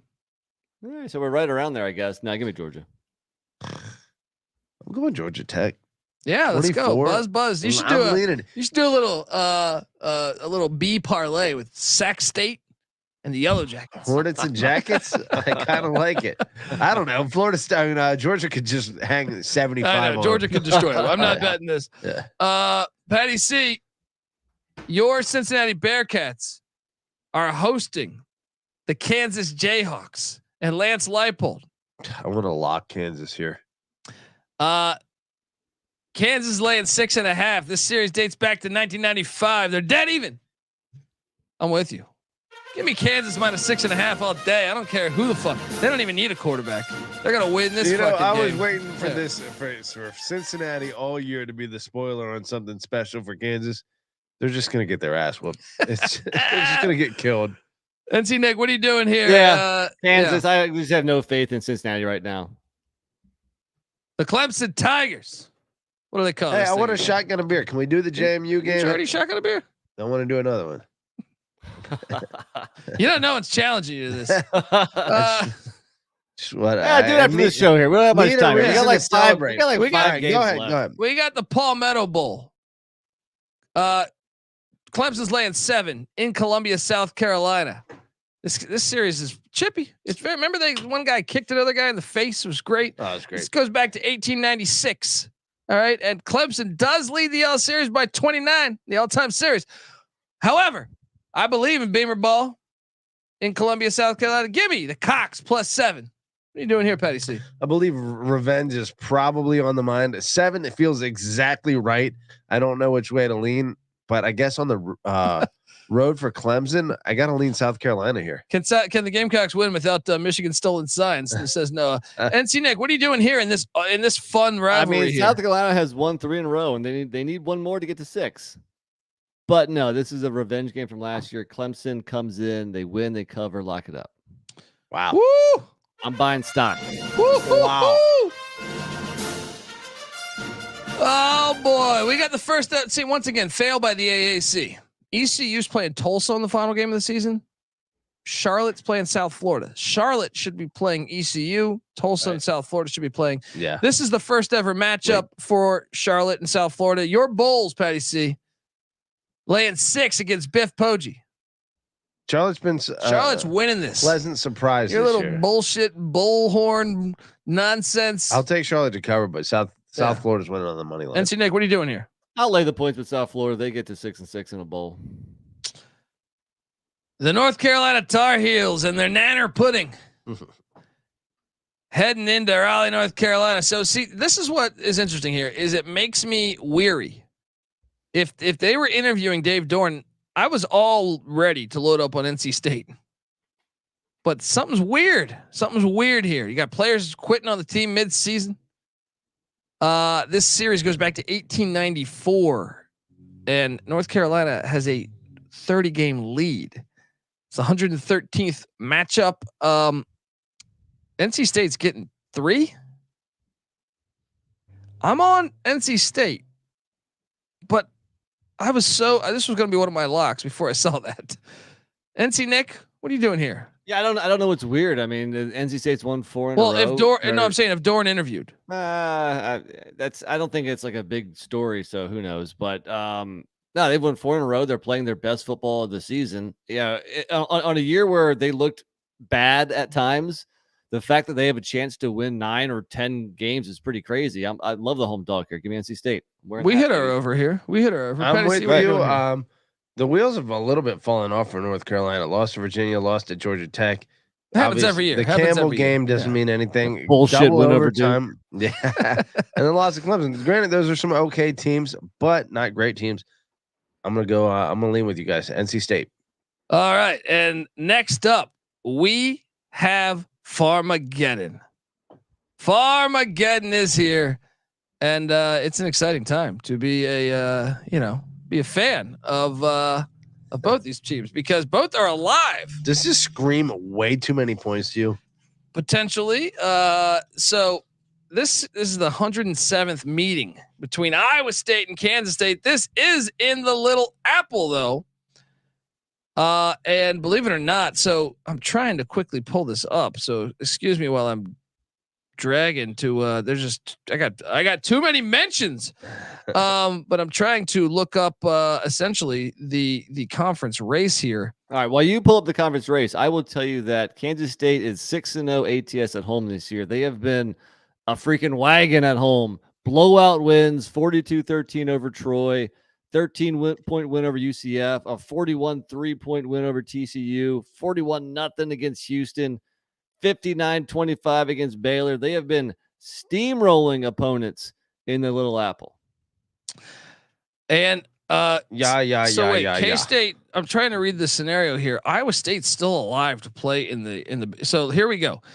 If they beat K-State, if TCU beats Oklahoma, if BYU beats Oklahoma State, if Texas beats Texas Tech, which is likely, if Houston beats UCF, if Cincy beats Kansas, and if Baylor beats West Virginia, Iowa State's playing for the Big 12 championship. Wow. Yeah. They're alive. And if I had a 12-inch dick, then I'd be banging Pam Anderson. You know, she's like 70 now. I don't even know who Who's a young whippersnapper? You might be able to do. do that with your current size dick. Yeah. I might get Hep C Go too. hang out in Malibu. All right, that's achievable. Yeah, it's too many points. No, I'm with you. K-State's going to drill him. The line is telling you. Patty C, what are you doing here? I disagree. I don't care what the line says. I say Iowa State has been playing competitive football, and they're not the talent thing factors here. You know, a team like Texas might pull away from Iowa State on talent, despite better coaching by Iowa State. Kansas State, they're not gonna. This is one of the only games they're not gonna have better coaching than Iowa State. The Wyoming Cowboys are heading into Reno. A series dates back to 1937. Wyoming leads that all-time series by 1 game. They're heading into Reno laying 11. It's a lot of points for Wyoming on the road. Give me Nevada plus 11. NC Nick, what are you doing here? It is a lot of points for Wyoming on the road, but I still think Nevada is complete trash. So I'm going to lay it. I think Wyoming runs all over them. Patty C? What has Wyoming done lately? Been playing slightly better ball, or not Wyoming. Nevada's been playing slightly better ball. Wyoming, meanwhile, I guess they whooped Hawaii last week. I'll go Wyoming. Next, we go to the snapper. Before we get the battle of the oil can. Fresno State at San Diego State. Series dates back to 1923. 100 years old. Fresno's laying 5 in the snapper. Brady Hoke's final game as the head coach of the Aztecs, and that is why I am taking Jeff Tedford. Fresno State -5 off of the 2 straight losses loss. for old. I'm at what do we got? 4 straight losses for San Diego State. 5 points. I feel like this is a lock. Yeah, I'll look up Fresno for sure. Yeah. Yeah. I got requests from the people out there. The people want to see a shotgun before the show ends. Well, we got 2 more games. The California Golden Bears are heading into the Rose Bowl. One last time in the Pac-12. Man, I think this is the last Pac-12 game ever being played. And by the way, that I love how that Notre Dame Stanford game is on Pac-12 Network. Notre Dame, who always brings in this huge crowd. It's a great metaphor for the Pac-12 because that's perfect to just fuck over all those Notre Dame fans are going to be sitting there trying to get the Pac-12 network in fucking Chicago. It's going to be great. Yeah, Cal UCLA is laying 9. This is the the 94th meeting. Chip Kelly on the hot seat. What is that? I think Cal's going to cover this. Cal is also playing the fuck you role to JMU. If they win, they're bowling. Give me the Golden Bears plus the points. NC Nick, what are you doing here? I agree. Cal's won a couple in a row. I think UCLA is still kind of celebrating that win over USC. Give me the points. UCLA wins though, but I think Cal covers. But here's one. I'm pouring this one out for the old Pac-12. Here we go. That's fucking the maniac. There you go. Take that, Larry Scott. Woo, fucking loser. You might have been spending $50,000 a night, but you're not in SGPN Studios. Fucking bogging Michelob Ultra. Maybe if you had more shotguns at your UCLA games, your conference would still exist, you motherfucker. Final game on the slate. Stay up late. It's kicking at 8 Pacific. Colorado State has an opportunity to say fuck you, JMU, when they head to the island.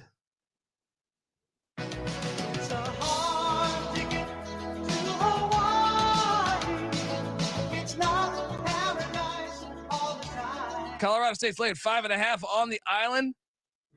I will lay it, but I was a little reluctant to do that because Timmy Chang was part of that staff with Norvell and Matt and Mummy. Oh, play that clip.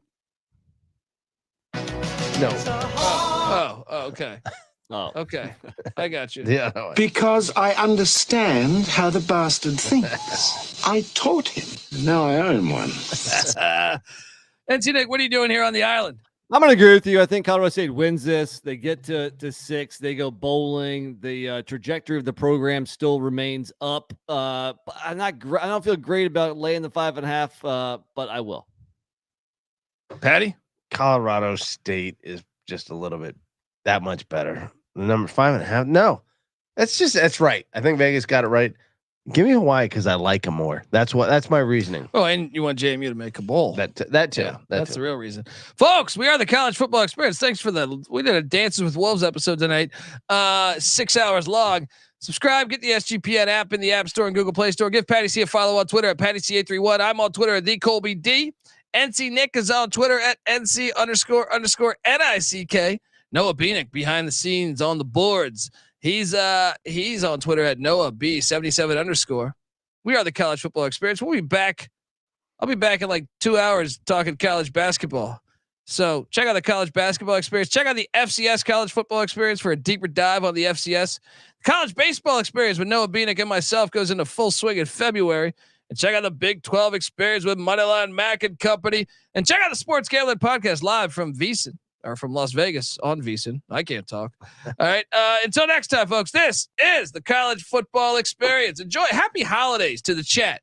Hope everyone has a wonderful holidays. You guys are the best. And really appreciate it. Until next time, this is the College Football Experience. You better start thinking about yours. And we out of here.